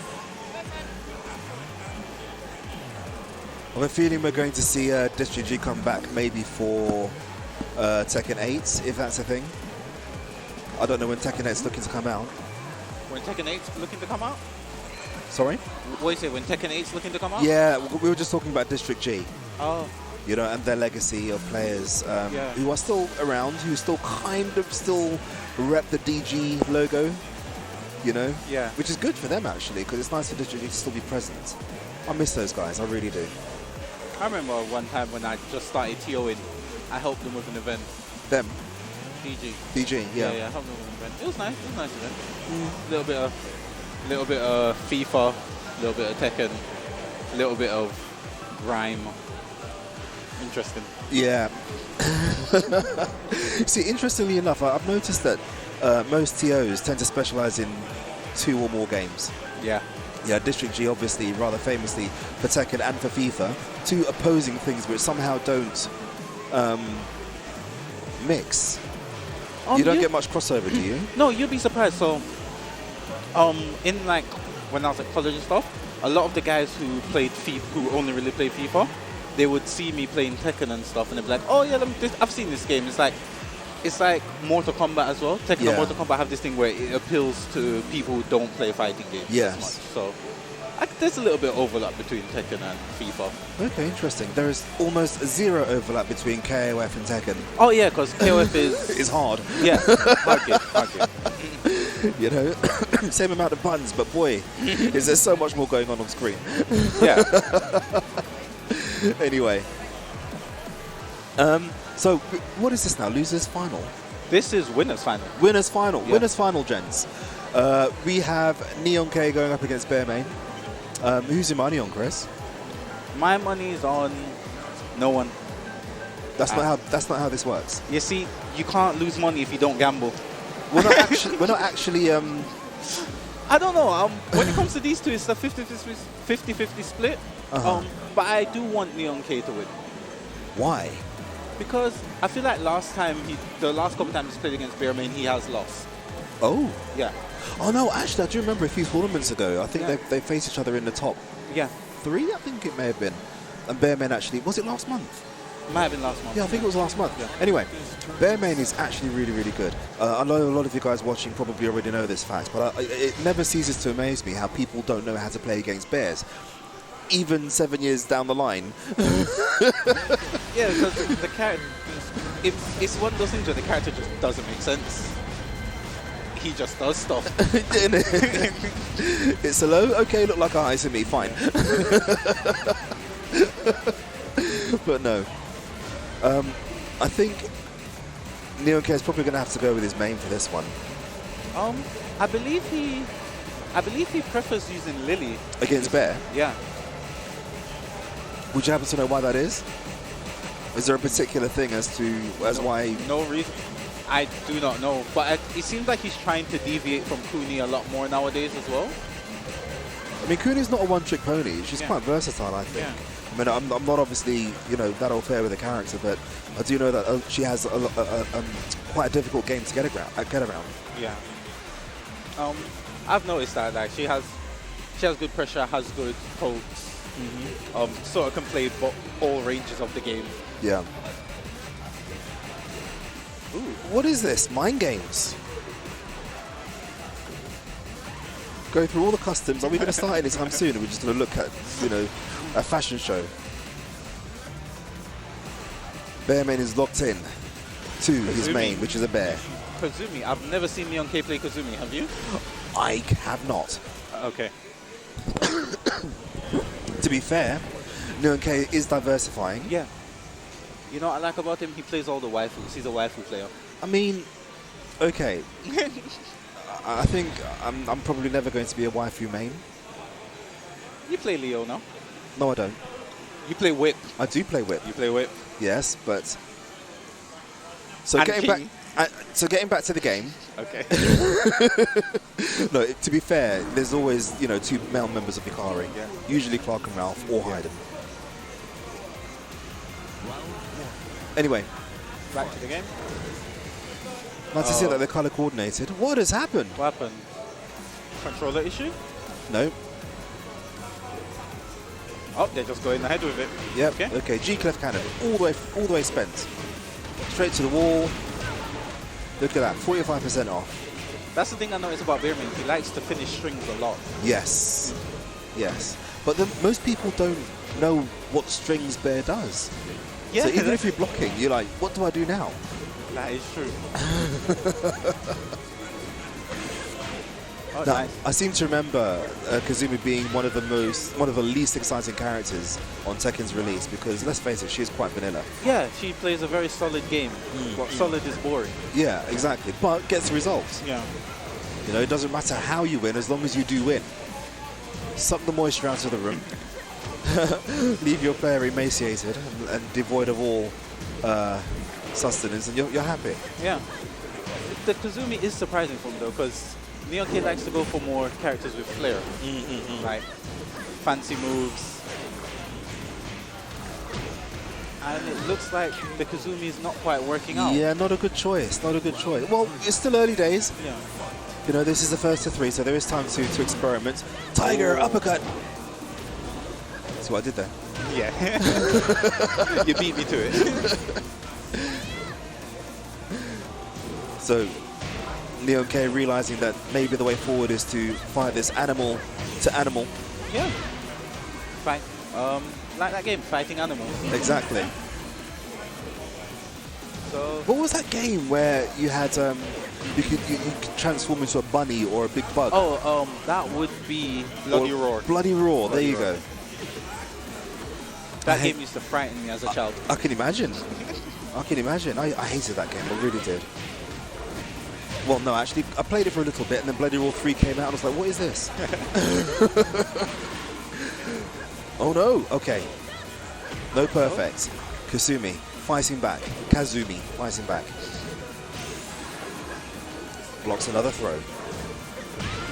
And the low to finish it. But doesn't see the low. Yep, character select. As I suspected. I think we're probably going to go through Nyonkei's roster of characters here. Just that he settles on one that he's happy with. Lily? Lily, I think it's Lily. No? Yep, Yep, Lily. the Lily. I enjoy seeing Lily play. Who was the Lily player who used to come? Solid Rose? Solid Rose. Yeah. It was an enjoyable time watching him play. Yeah, Solid Rose is really, really good. Yeah. I enjoyed watching. It was quite exciting to watch. Yeah. You know, you talk to him and you think, oh, you're a human. But then you watch him play and you're like, wow, you're a human. So yeah, here we go. Bear Main, one game up on Nyonkei. You know, I think it was a plan. So he plays the Kazumi, Yeah. plays super dry and boring to throw off Bear Main, and then comes in with Lily and Kuni. Wouldn't need the Kuni at this point, but comes in with Lily. Yeah. The crazy stuff. Yeah, plays like a desert in the first game, and then suddenly here comes the monsoon. Hands off controller. Those strats. Controller keeps disconnecting. Okay, interesting. Is he using a PS5 controller by I any think he chance? might be actually. Okay. I saw him. Does the PS5 controller, is it rechargeable? Or does it require batteries? It's rechargeable. Only Xbox requires batteries. Okay. Jerks. For some bizarre reason. Yeah. I don't know. Xbox, this is why. No one has one of yours. Anyway.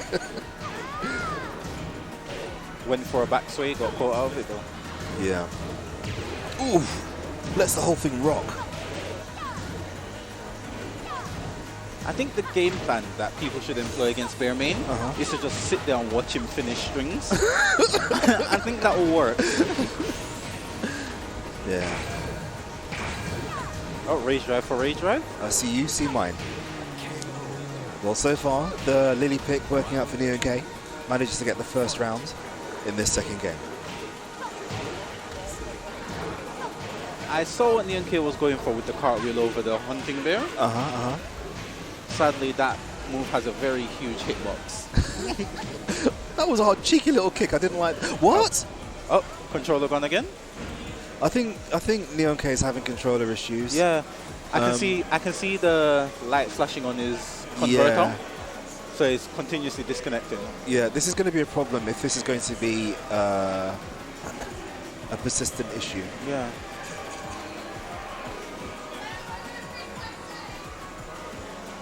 USB Type-C. USB Type-C. Okay. I was going to give him my USB. Okay, so let's. I think it's Nyonkei's either his controller or his sync cable. Yeah. One of the two isn't working. Maybe his controller's out of juice, and he needs to have it plugged in. But for some reason, somebody's providing him now with a USB Type-C controller, and then we can resume. And honestly, the interesting thing about these book converters, they do have wireless Oh, really?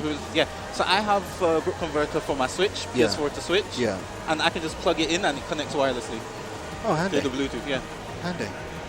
I mean, I prefer good old-fashioned wired connections because I'm from the analog era. So I love wired connections. Rhythm games and all. you need to have a wire. Yeah. Do you know what? Last Christmas, I got 2 pairs of Bluetooth headsets bought for me, an Apple AirPods and another non-Apple brand that was bought for me. I was like, great, thank you. But because I play Groove Coaster on my iPhone, I'm like, I'm never going to use any of these ever. Because it's too delayed. Do you know what I mean? Delay, That even if it's a second or a half a second, you can't get that timing properly. Yeah.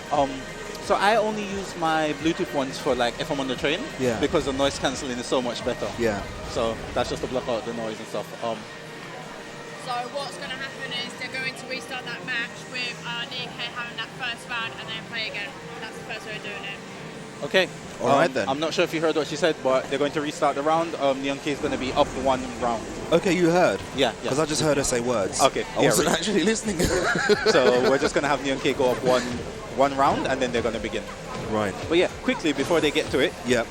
Yeah. So I always use my wide earphones because I have to put an 11 frame delay on my rhythm games with Wow. Bluetooth. Yeah. No, sod that. Sod that. That's long. And we're into the match. Oh. So let's just hope Finish. that delay, or that interruption rather, wasn't enough to throw either player off. Yeah. It seems to me that Neon K has adapted quite well. Bearmain obviously having a bit of issue at the moment. But it could have been that most of Neon K's problems came from the constant disconnection. And now he can feel like comfortable doing stuff. Okay, so here's something to consider. When we have controller issues, Yeah. yes, it might throw the person with having the issues off a little bit, but it's in their interest because they're trying to get back into the game. Yeah. However, the person who's waiting around for you gets cold mentally, and it throws them off. So yes, it is the supreme mind strat. It's not really fair, I don't think. So you should really have your controller issues sorted before you turn up to tournament. Yeah, that is true. But Bearmain with the perfect. Seems Exactly. like it's back on it. Back to, as Fury would say, bear antics. As the Power Rangers would say, back to action.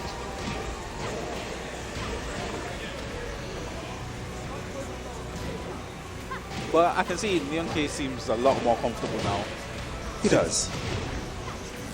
Oh. There's a key charge. Comfortable enough to key charge. I mean, was it correct? It's not always correct, it's about style. Ooh, that launch, that's disgusting. And the combo continues. There are no walls. Goes for the he full. finished string? Yep, exactly. The full G-clef cannon. Do you know, I only know that's a G-clef cannon. G-clef cannon because I used to Julia? play. Yeah, because I used to play Julia. That's the reason why I know it's G-Clip Cannon. Yeah. There's a bit of history for you guys. I used to play Julia, go figure. Only in second tag though. Did you play JC? Yes. Second tag too? She was brilliant. I loved her. Yeah, Awesome character. He's a grappler. Exactly.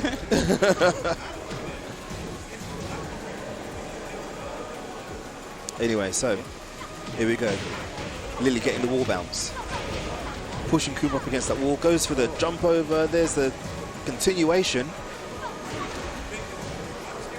Neon K narrowly avoiding that dodge. Yeah. Bearmain now with the health advantage. Goes into Hunting Bear. Oh. Bit of spacing. Neon K opted to stop that roll before it gets too far. Ooh! From the gameplay, it looks like Bearmain sort of doesn't know how to get in. Yeah, yeah. Neon K playing a very different game. Oh, that was interesting. What is that called?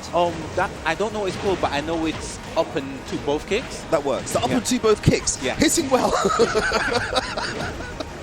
It's a nice combo starter of both moves. Yeah. Ooh, interesting trade. Bearmain now, taking it easy. Not committing to anything too big because his health is low. And a good punish. And that would be why, for some reason, Neon K has become an impenetrable fortress. He plays very aggressive, gets the life lead, and then just hangs back. Yeah. I think Bearmain at this time is probably going to need to step up the offense. Crack that nut and ride his way in. This is in. Do you know, I always thought that when they were facing that way, it was harder to get the juggles. It is. It is? Yeah. Okay. They don't juggle properly. Yeah. Like they're miss. But I guess some characters are better at. Oh, there you go. Here we go. Let's get this party started. Can Bearmain? No, Oh, he he can't. went for a mix-up. Oh, that is unfortunate. And was off axis. That is unfortunate. Neon K managing to get himself in the lead. Yep. 2-1. I think Bearmain might go for his secondary pick, which Eddie. I mean, in terms of acrobatics and mobility, I think this is probably a good pick. Bearmain suffering a loss against Lily's mobility in that previous game. Yeah, and I think Eddie has a lot more mix-up options to kind of open up. Yeah, yeah, definitely. So neither character, neither person wanting to be put down into losers here. Because let's face it, no one wants to go to losers. If you're in winners final, you don't want to be in losers final. That's true, because you have to win a lot more. Exactly.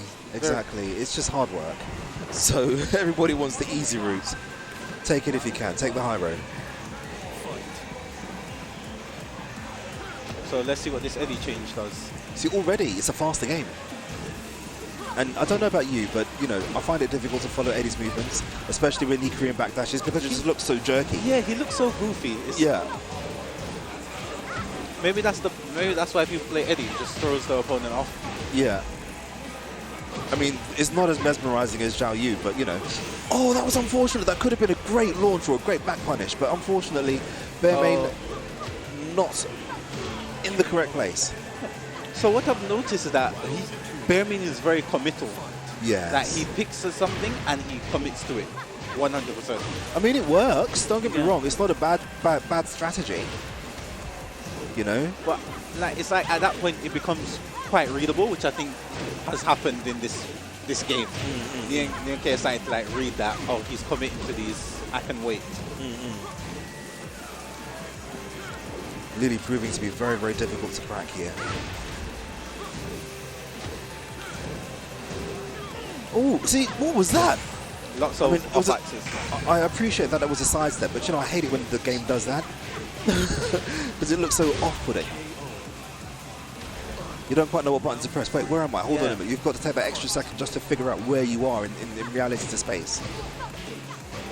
And also, it sends your attacks going in the wrong direction because it doesn't correct you. Oh, nice. I mean, it works. Do it. Goes for the big sweep. Goes for, I think that's a mid.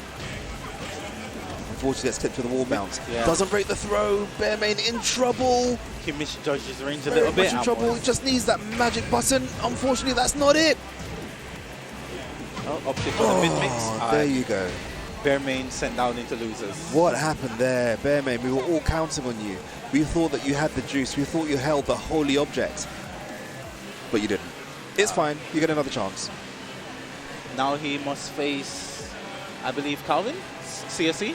Do you know what? Calvin's done well this tournament. Yeah, he does. He does well. He's been doing well a lot of tournaments. He's been on the rise.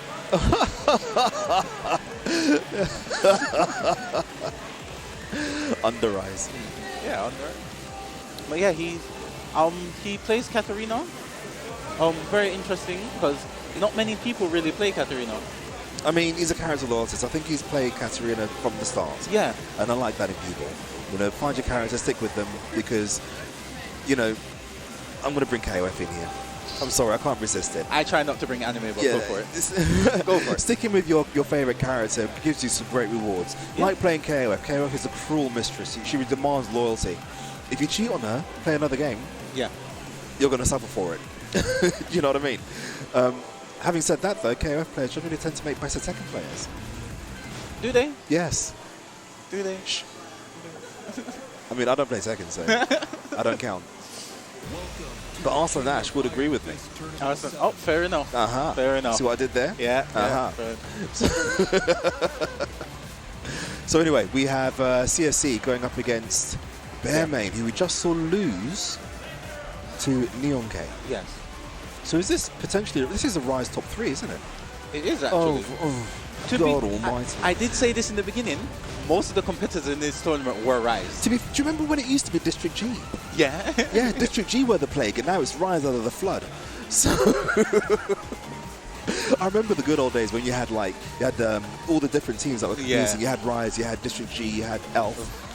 Who else was there? Red Bull? No, Red Bull we didn't have Red Bull. We didn't have Red Bull. Okay. Red Bull don't sponsor no one, unless you're extraordinary. There were some others, I can't remember them now because everyone's sort of gone. Exactly. 200k. Thank you, Blue. 200K, Thank you, Blue. Yeah, 200. They were good as well. I liked them. And you had Harriers. And Uyu. Who? Uyu. Uyu. Uyu. UIU. That one. Yeah. Uyu. Oh, EMG as well. Yes, I remember them as well. You know, long gone but not forgotten. That was back when I tried to be a competitor and I didn't really pay attention to people. And then now I'm a TO, I have to pay attention to people. Exactly. Oh, I don't remember them guys. Crit Plus? I don't remember them. Who were they? No clue. Never heard of that one. Okay. Anywho. NBA. Oh yeah, NBA. But they're still a thing though, although not in the same capacity as they used to be. Kind of like us. We've kind of morphed. Yeah. We no longer sponsor players anymore. We're kind of focused on doing other stuff, which is fine. You know, there's no harm in that at all. Here we go. The bear versus cat.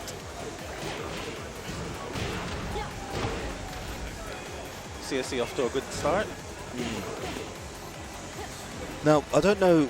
I think it might be better pressed to give us the statistics on this, but I don't know what the conversion rate is here with these guys playing each other. I do believe Bearman usually wins. Okay. Okay, so if that's the case, then Bearman is likely to get his comeback, while CSC will have to be content with third place. But again, as we said, CSC has been doing. Oh, he has a win over him. Okay. Where's he going? Why did you do that? Goes for the launcher. Apparently, not the button. That right hook though, taking Cat further away and closer to the wall. Bearman hunting the prey, pushing Cat closer to the wall. Now you're back against the wall, and here's a bum in your face for your trouble. Round 3. Fight. Now, how's this round going to go? Do you think CSC is going to make the adjustments? It's not like the Royal Rumble was yesterday. I think you've got multiple games, and it kind of helps you mentally to adjust. Yeah. Do you think CSC, I mean, it looks like he has, made the necessary adjustments? To be fair, he started out very well in the first round, and then Bearman took it back. So he could adjust. Hit him with the salmon. Or the tuna, because tuna's in the building. Round 4.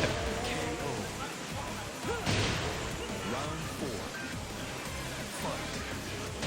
Oh, goes for the jumping low. Interesting. Sounds like it's KOF. Jumping lows, that does not make sense. The empty jump low. In 2D games, yes. In Tekken, that doesn't make sense. Yeah. Oh, look at that damage. Le damage. Oh, Good nice launch. stop. And a rather convincing win for Bearman, who's, it seems, eager to get himself back into the final for that rematch against Neon K. Did we go straight into rematch? Straight into rematch. And you say CSC's a loyalist, but recently he posted up that he got very high rank with Lucky Chloe just for a bet with Monster. Oh. I mean, that's just for a bet. Yeah. That's fine. If he was like, I'm switching my character to X, then, you know, that's bad. And a perfect on screen. There you go. Immortalized forever. Oof. Didn't see that coming. CSC fighting strong. Taking Bearman to the wall. Misses the damage though, unfortunate. And of course Bearman missing, as you keep saying, to his strings. Yep. It's paying off though. Yeah. I think most players do not finish their strings. Yeah. I seem to remember that being a thought movement quite a while ago in Tekken. Don't finish your strings. Yeah. Because it leaves you able to commit to other attacks. Bearman obviously didn't get the memo. Yeah, because he probably was like that, and then people kept interrupting him, and then he was like, just finish the string. Exactly. Round 3. Fight. The hive mind doesn't want you to finish the string. No. So they can interrupt and start their pressure. Exactly. We know how this works. Oh, finally gets that launcher. He's been trying it for quite a while now. That's Evens up the health. Oh, there you go. The snake edge seen and reacted to. Side wall. I'm not quite sure what was going on. Everything's sliding over. Yeah. It's like there's oil on the floor. I'm rolling this way, but I'm going that way. Caught in the air.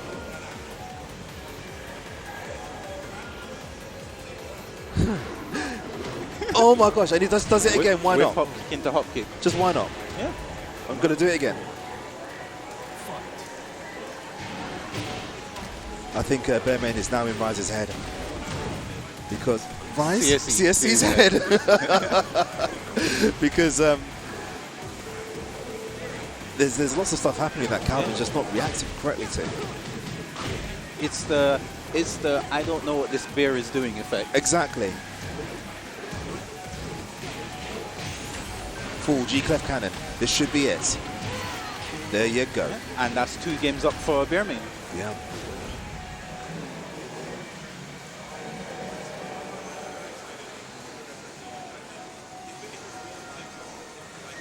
Do you know, I always find it fascinating commentating Tekken tournaments because I generally have no idea what's going on screen. My knowledge is still Season 1 as far as this game is concerned. See, I took the time to fully commit to anime games, so I honestly couldn't tell you what... I can see what's happening, but I don't know how to explain it, and I'll probably explain it wrong anyway. Do you know a trick that I picked up is if you don't know what you're doing, make it up.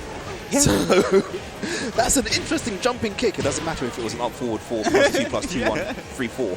That's what I've been doing. Jump 2 up 2 kicks. Yeah. But yeah, so again, bear main grabbing that first round in game number 3 of this set. And that was a nice side step pop kick from CSE. Running away with this round actually. Working on a perfect. Perfect repaid. Revenge has been sought and taken, achieved even. Yeah, now taken. Now we all forget about the perfect that happened to him. Yeah, exactly, because they're even. No moral victories here. Rise, CSC, taking Bearman to the wall. Actually doing a good job. Yeah. Don't get up! Doing a good job, I was going to say. Nice throw break. Of avoiding Bearman's onslaught. But no, this is good, because Calvin is doing good. In the grand scheme of things, guessing correctly.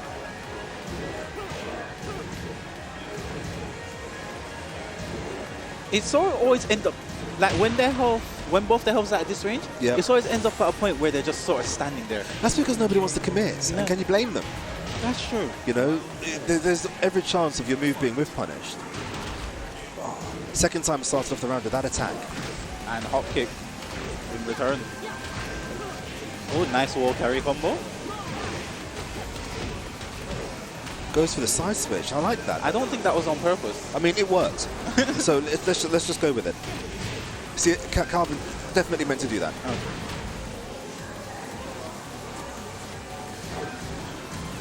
Nice. Oh, no punish.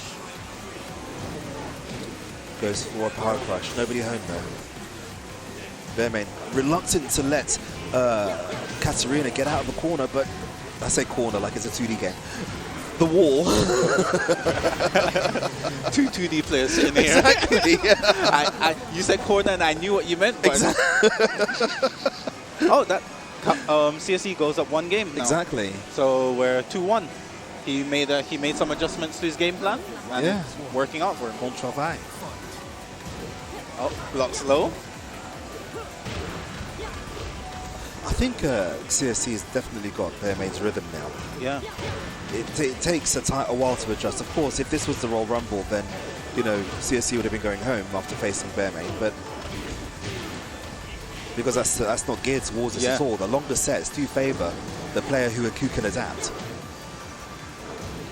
That's why I prefer playing longer sets as opposed to, say, ranks where people can just like one and done. Yes. You know? Yes. Oh, one and... I hate one and done. Do you know what I mean? Especially if they win. They win, and I'm like, they didn't even give me a chance. Do you know, the one and dones I hate are the ones that you know you can win. Yeah. And this person may have got a fluke, and then they're like, yeah, no, I'm taking it, I'm running away. Yeah. And to add insult to injury, they post it on YouTube or Twitter or something. No, I'm not. No one does that to me, thank good. That actually happened to me. I'm not going to give you names, right? Yeah. I was playing this guy. I literally beat this guy 20 games in a row. And then he won 1 game against me because, you know, my brain is switched off by that point. The man went and posted that on YouTube, you know. I would do that. I was livid. I was like, mate, bruv, fam. all of them words. But still, it happens. Fair play to the guy. Oh, finishing the strings again. Yeah. I mean, if it works, keep doing it. Oh. It's up to CSC to react and to adapt. Good combination of moves there from Bearman. Nice side, good side steps. Yep. Oh no. Now Kasarina gets a chance to implement her wall pressure, Or or not, because Bearmain, you know, pushing her back. throw a There's a break. side switch again. Oh, good hop kick, but nothing from it. I can hop kick too, says Bear. Improbable as though it is. Oof! That launch. Oh, and potentially final round. Potential final round. That's right. Bearmain is on set points here. Whiffed and still finished the string. I mean, I respect it. I respect it. why not? What does that say about a player who finishes the strings, even though, you know, it keeps going? He's built different. Does it mean that they're pressing too many buttons, or does it mean No. that? They know that you think, oh, he whiffed, I can do something. So they keep pressing him. Right. As So- a serial string finisher myself. This is what I'm programmed to do. This is my mental macro. Oh, caught on the advance. Here we go. CSC fighting back, pushing to the other wall. Stops though. But the onslaught continues. Oh, good interrupt from Bearmain. See, again, this is what you were saying before. When they reach a similar amount of health, just below midway, you know, they tend to stop Yeah. and take stock of their surroundings. I like Before this. that, it's just, okay, so this is it. Look how close this is. Last hit wins. Exactly. Does Bearman want to go through again? Oh! Plus frames. There's going to be low. Oh. I knew the low was coming. Oh, finishes the string. Commit to it. Why not? Yeah. Why break the habit of a lifetime? Because in that situation, there's no way he commits. Yeah. Oh, yes, There's of course, no way. of course. But then the mind game is to commit. It's that I know that you know, but that Yeah. you know that I know, but I don't. Yeah. Sadly, CSC knew. Exactly. He read the book and got to the end of the chapter before him. Anyway, this is now 2-all in this set. In the losers final? Losers final. Losers final. Oh, good trade. Favorable trade. Oh, that's the wrong punish, unfortunately. I think he could have got a launch there. Possibly. Oh, we're going over here. So, if you ever seen like Tekken videos, Did you see that? That was Which crazy. Hold on a minute. Did you see that? That was madness, right? The game didn't know what to do, so everything slowed down. I didn't notice The that. game was like, wait a minute, hold on, guys. Yeah. So, what I was going to say earlier, I like it. there's this thing that JCR put out called the one jab, a video where he's saying the one jab is very special. Like you just do it to alleviate pressure. Yeah. But everyone who fights Bearmain goes for the jab and gets launched because he's in hunting bear stance Of and course. underneath it. Of course. That makes sense. Oh, look at this mauling. Oh wow, this is a Oh. this is a perfect. Yep. That was disgusting. This is why you don't mess with bears.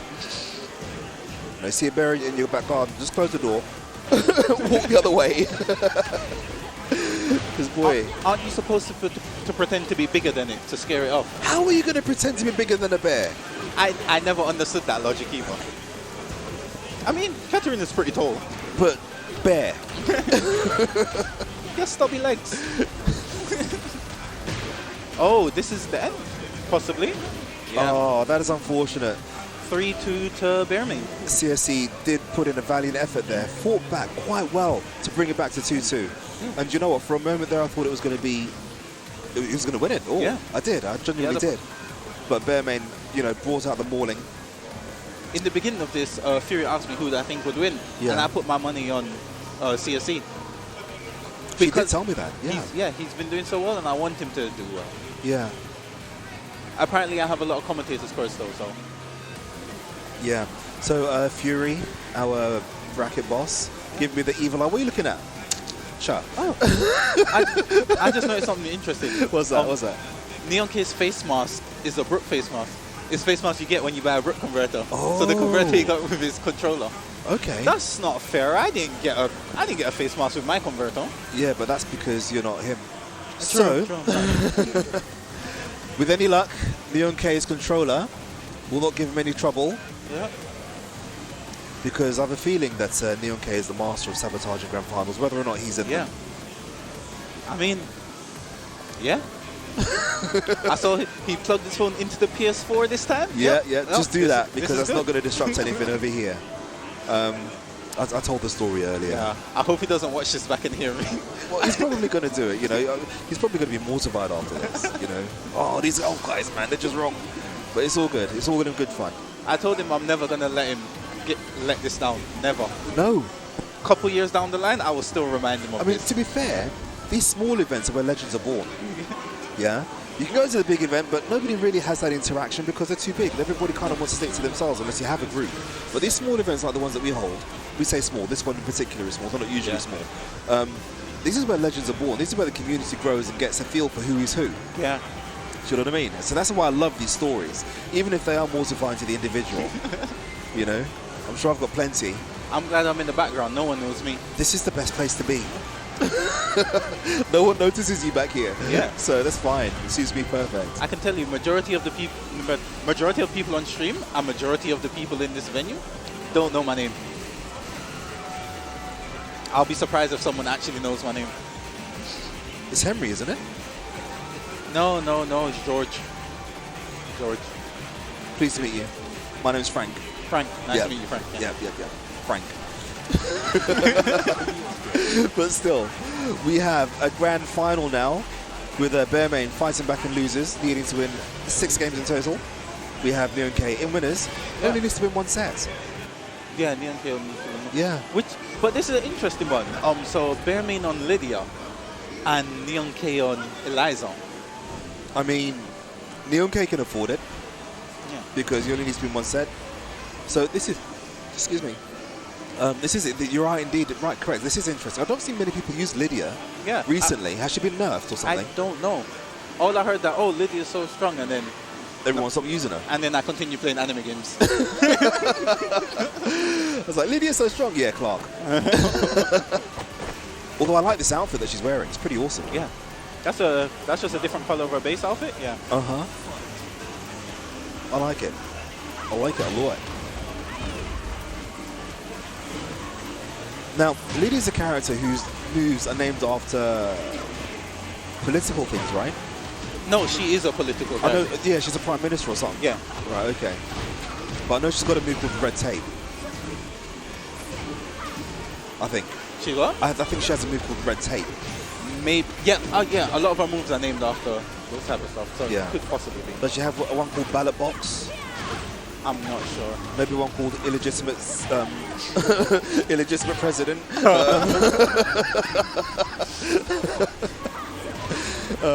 Anyway. I think the news story is that Lydia will be usurped by Leroy for political power. Okay. I would love to see how that works, personally, but okay. Right, okay. Lydia, not proving to be the antidote that Bearmain hoped for. Sometimes you just need to, get back into the character because he has been playing the bear. I mean, yes.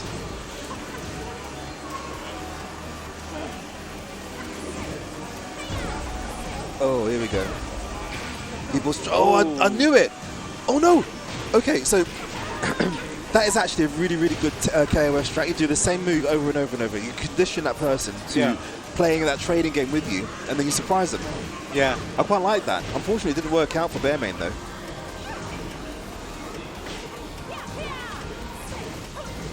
It looks like Neon K does have the beat for Lydia. Yeah. Knows the moveset quite well because he's ducking the lows, ducking the highs, and reacting to the mids accordingly. Yeah. And his Eliza is actually pretty good as well. Surprisingly, well, they're a waifu player, innit? All you waifu guys tend to like these people who wear not very many clothes. I actually don't like Eliza. We went for the unblockable setup there, so you know about that. But What was it? Oh. yeah, Bearmain was quite happy to press buttons. And that's 3-0. I think Bearmain needs to change character. But I don't think he's going to. He looks very, to say, upset. I mean, Bearmain's one of those players whose facial expression very rarely changes. Yeah. You know, he But doesn't- he's always smiling most of the time. I mean, that's his. Yeah. Yeah, I saw that. Yeah. Okay, you guys can't see on stream. Yeah, when he got clipped by that, he was like, boy. The little look to the left. Yeah, yeah. Maybe we should like incorporate a player cam into what's happening on stream. Where would we put it though? Somewhere, I don't know. You know what we could do? What's that? What's We that? could put it over the timer. Yeah, because no one cares about the timer. Yeah. The commentators will tell them the timer. Exactly. We're now on 32 seconds. 31. Oh, there you go. Good launch. To the wall. Not enough to kill though. Ooh! Nice. That was right at the tip. Just the tip. Very good spacing on that. Yeah.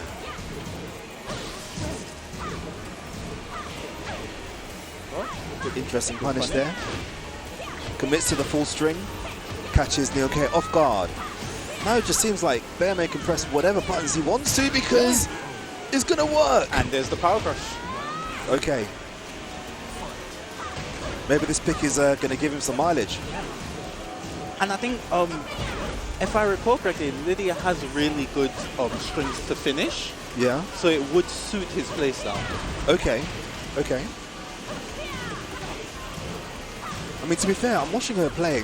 Obviously, my Lydia knowledge isn't great launch.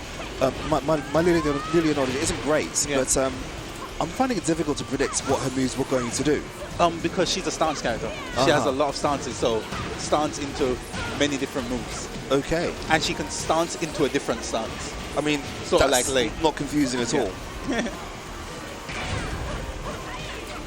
So you see where she did the two hand waves? Oh, I love that. That So- was a great sequence. Yeah. Sorry. So the two hand waves forward Yes. is one stance into the other stance. Okay. And, was- ag- and as you can see, Yeah, that was actually a really good sequence by Bearman. I quite like that. You know, went for the rage art. That's the blue stuff, isn't it? Rage Yeah, drive. rage drive. Went for the rage drive. Again, just the tip. Great range on it. Yeah. It was blocked, but went for some quick. Went into a quick succession, a flurry of moves, and then ended with a low. Great, great sequence. Very difficult for Neoke to react to. I'm quite. So I wonder, because I heard these two play a lot. These two play a lot. That basically training partners. So I wonder if there's some in knowledge why we're seeing Lydia and Eliza. I mean, it's possible. If you're using your main against the person all the time, they're going to know all of your tricks. Yeah. It's the same. My eternal rival is a player called Super. He's old like me. But because we used to play a lot. We don't play so much these days because I want to be able to beat him in tournament. Yeah. You get used to your opponent's moves, what they do, their timing. So sometimes doing this is a great chance to, switch it up a bit. Yeah. Yeah, that's understandable. Is he going to die? Yes. That was a good attempt to tank the damage, but not enough health. You don't know until you try. Great reaction. Oh, a nice hop kick. Getting lots of mileage out of that, actually. I'm not sure of what combo strings, but it does look as though it's difficult to connect to. I think because of how he hit it and where he hit it, the distance was too much. Okay. So he opted to cut it short and go for mix. And hop kick. See, again. And the hop kick comes out so fast as well. Yeah. It's very, very quick.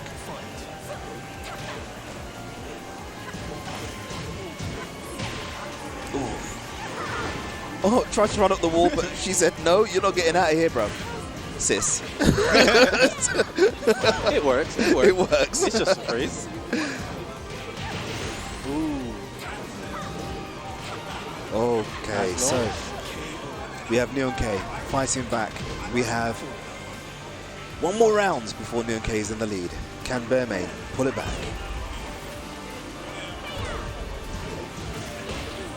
Oh, that's a good little thing. Neon's like, this is how you finish your strings.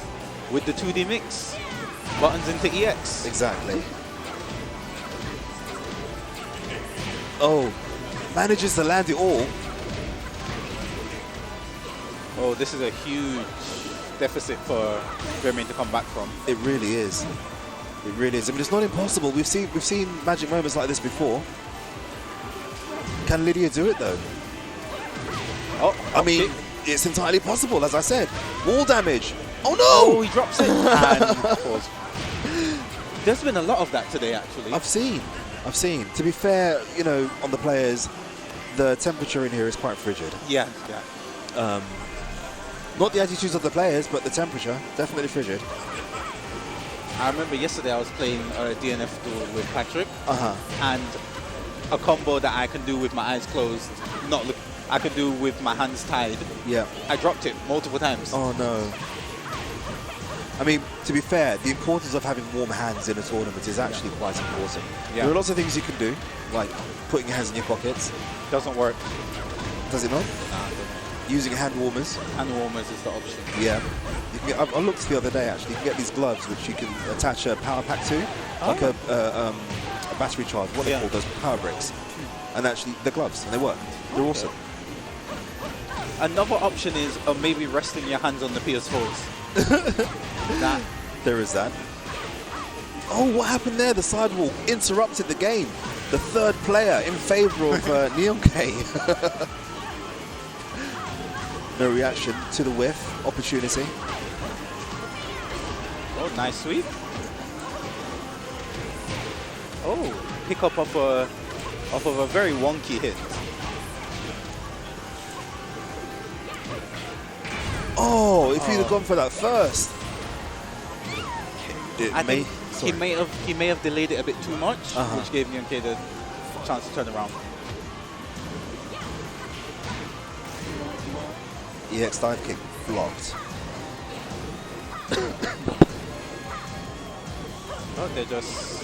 Oh, You know, Bearman tried to make something happen and got hit for it. yeah, you notice it's a lot harder for Lydia to fight her way out of the corner. Sorry, Yeah. from her place against the wall. Yeah. One thing I would like to see Bearman do is some of her parries and reversals, because she has a few of those. Okay, we've not seen any. Yeah.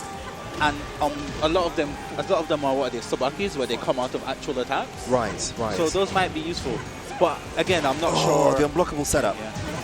I'm not sure exactly the ins and outs of fighting Eliza. I'm not sure if Eliza's stuff just beat it, which is why he's not opting for it. Okay. I like that stance change into sweep. Let's go. There's life in this old dog yet.